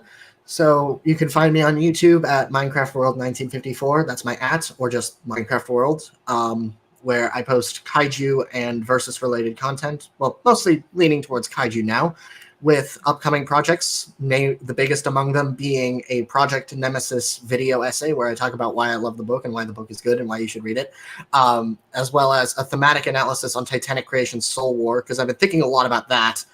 Gorgo, I might talk about the Owl House at some point, actually, because that one's been on my mind. It's not a kaiju related thing, but it is something I would like to talk about. And then you can also find me on Instagram at Kara, where I post artworks and concepts for a Greek mythology inspired kaiju story that I have been working on and that I shared on Zimzilla's streams a while ago. So yeah, and then for recommendations, go read Project Nemesis, go watch the Gamera movies, go watch Ultraman Rising, go watch The Owl House, go watch the original Wolfman and the 2010 remake, go watch Gorgo. Tiamat deserved better. Take care. Peace. Bye. Tiamat deserved worse. No, you don't. I know what you look like. Anyways, so how about you, good sir, Omni? Well, we're also here on YouTube, just under the Omni Viewer channel. We actually just posted our own video about this whole Wolfman thing earlier today. Today being the day this was actually live, in case you're watching this archived. Yeah. And there are 6 books now in the Tales from the Omnivault series, all available on Amazon. Stuff like Operation Red Dragon, Occult Mafia, its sequel, Occult Mafia 2, Hoof Prince and Lace, Emerald of Maddox City, Assorted Absurdities, and most recently, the space opera Crisis on Ulalu. And Snazzy runs the DeviantArt page under Snazzy Chapeau. Twitter is Omni and Snazzy, and yeah, we're just still plugging along as always. Awesome. C Animus. I am C Animus. I'm on YouTube and Twitter. I'm currently working on my Godzilla 98 versus Shin Godzilla video, which will be hopefully done in this week or next week. Cross fingers, touch toes, all that. Yay! I have ideas for other videos. I want to make a couple more videos on Elden Ring because I've got some things I want to talk about on that. although they're not getting many views, so I don't know if I can be bothered. My anti-trans video seemed to get a lot of attention of varying viewpoints, but yes, the Godzilla 98 versus Shin video is on its way. You can be assured of that. And there may even be a cameo from one of these streams. I was curious. I actually wrote a script for a Shin versus 98 video that was going to follow up my Shin versus Gojira videos. But then I thought, well, everyone thinks I'm obsessed with hating on Shin, so I'll just put it aside. So, well, someone else could take the mantle then. Yeah, you've got it covered. Yeah, there was one of those things that when I watched your video on Shin Godzilla and how you didn't like it originally, I was of the sort of opinion of, I respect your opinion, but I do like the film. And it's one of those. I originally made Fractured Diamond as this is a good film, but it's got a couple of problems. That was the original notion. Would you still behind stand the video by the title of calling Shin a Fractured Diamond, or would you change that title of the film now? I'm not sure, because I think Fractured Diamond still works. Because if you look at it in a positive way, it's a valuable thing. It's something of great value. It has a few flaws. Or you can take it in the other direction of it's something that's meant to be of great value, but it's got a lot of flaws in it that massively reduces its value. Yeah, so it's like either way, I think it still works. Yeah, it's like a movie that's like it's a movie with like potential for greatness, but there's like a lot about it that just make that where you're just like, dang it, if you just I've thought literally immediately of several minor line additions or just extra little bits that would have ironed out so many problems in Shin. I literally have called Shin. I've called Shin death by 1,000 cuts. Yes, exactly. That's what I would call it. Well, if you again go watch Fractured Diamond, but watch it over multiple days if you need to. But something I'm going to point out in my video that's coming up and in Fractured Diamond, the people, the two old people who are in the scene when they go to shoot third form Shin Godzilla. They go, wait, there's people there, and then there's like a 1 second clip of two old people walking across the railway, and then they just the scene goes on from there. Oh, should we attack them? Should we don't? No, don't attack them because we don't want to hit the people. No, don't attack Shin Godzilla. And the entire time, Shin Godzilla is standing there like an idiot. Why has he stopped? He's been walking this entire time. Why has he stopped? Deep social Why are those two old people walking? Why are those two old people in the area? Are they walking towards Godzilla? In which case, why the hell are they walking towards him? If they're walking away from him, can't the helicopter just wait 5 minutes for them to walk away, then attack? It's so many issues. Yeah. And then when you've got Omniviewer's opinion of like the film hates people and hates the concept of like the emotionality of humanity and all that sort of stuff going on into it, then you've got that. When you apply that to this scene, you think, yeah, they wanted to make people like a bad thing. It really feels like that scene is just, we want people to be a bad thing. That's what we want them to be. But then even I go into it in my video, it's like, you can't have too many people because then people will think, oh no, you don't. That's definitely too many people to kill. So then you've got to reduce the amount of people that are in the scene. How few can they do? And the film decided 2. And then you've got to work out how to get them into the scene. It's like, well, we can't show them walking to. It's such a bad scene, and it's all for the purposes of pushing the film's like subtle hidden thematics. You don't want to know something? Yeah, you want to know something? I think I would even go a step further, and pretty much say that that scene where they abort attacking Godzilla because of like 2 old people. I'm willing to. I've thought about this, but I've since long since even making my videos on Shin Godzilla, my essay thing, I'm willing to argue that that scene pretty much assassinates the prime minister as a character. Like I'd be willing to argue that, but I would have to save that for another time. For that other time may be coming very, very soon. Mm-hmm. It will be. Hold on to your Shin Godzilla hate, boys.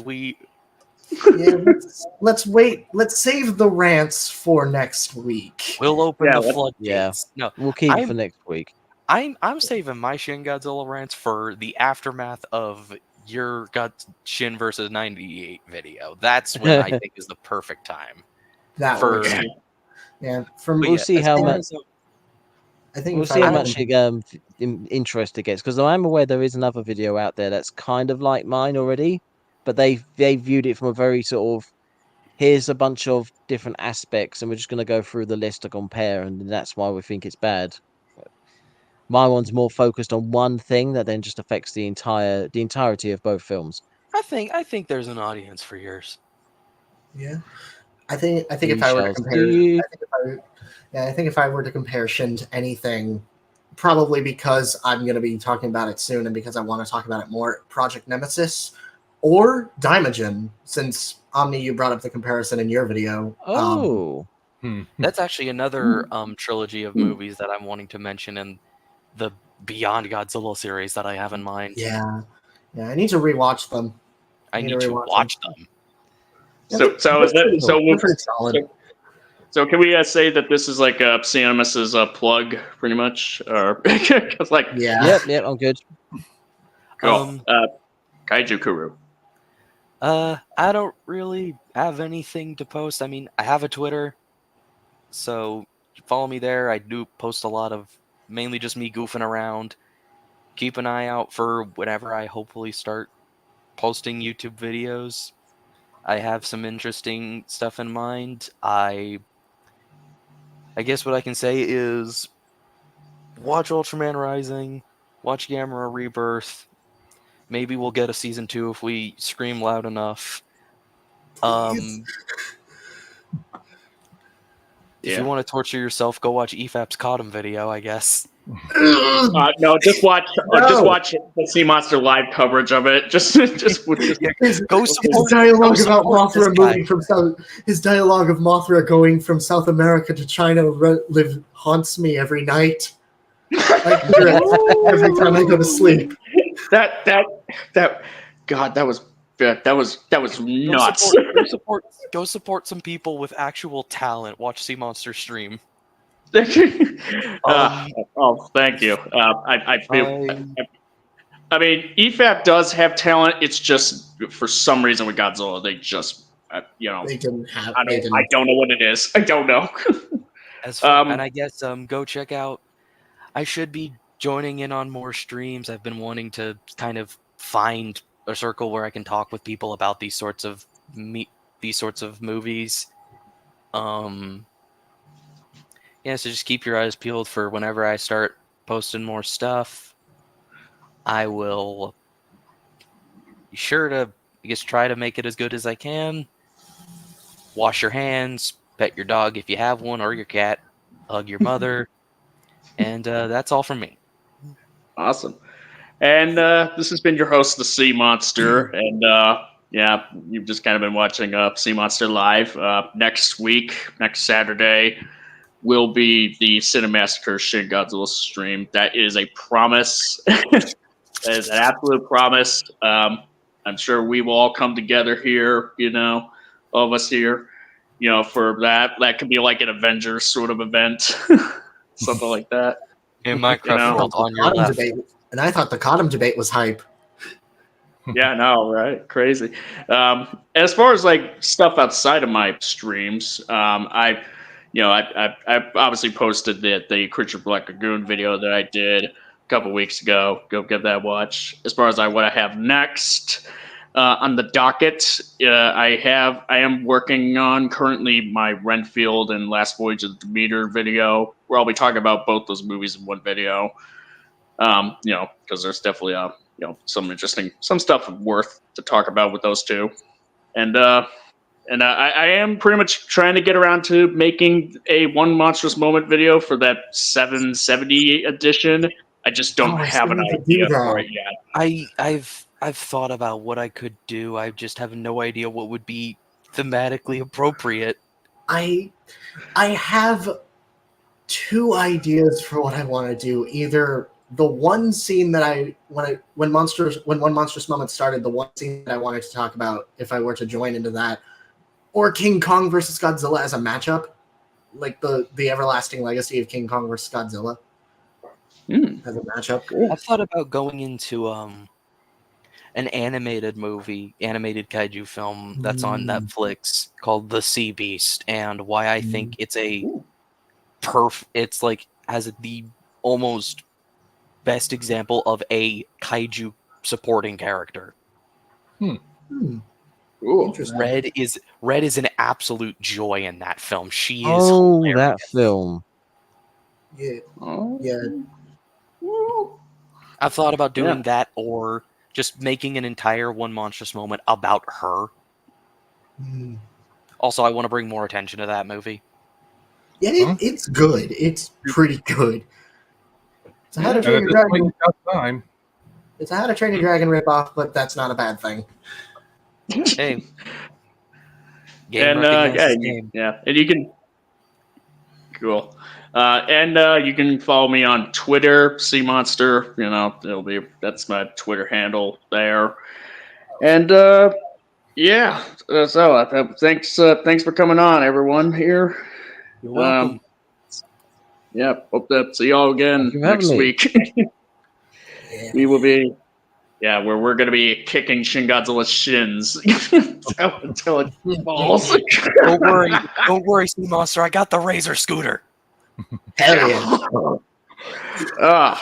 Anyways, folks, this has been Sea Monster and the rest. Signing off. Thank you. Bye. Have a good afternoon. Bye. Later. Ow.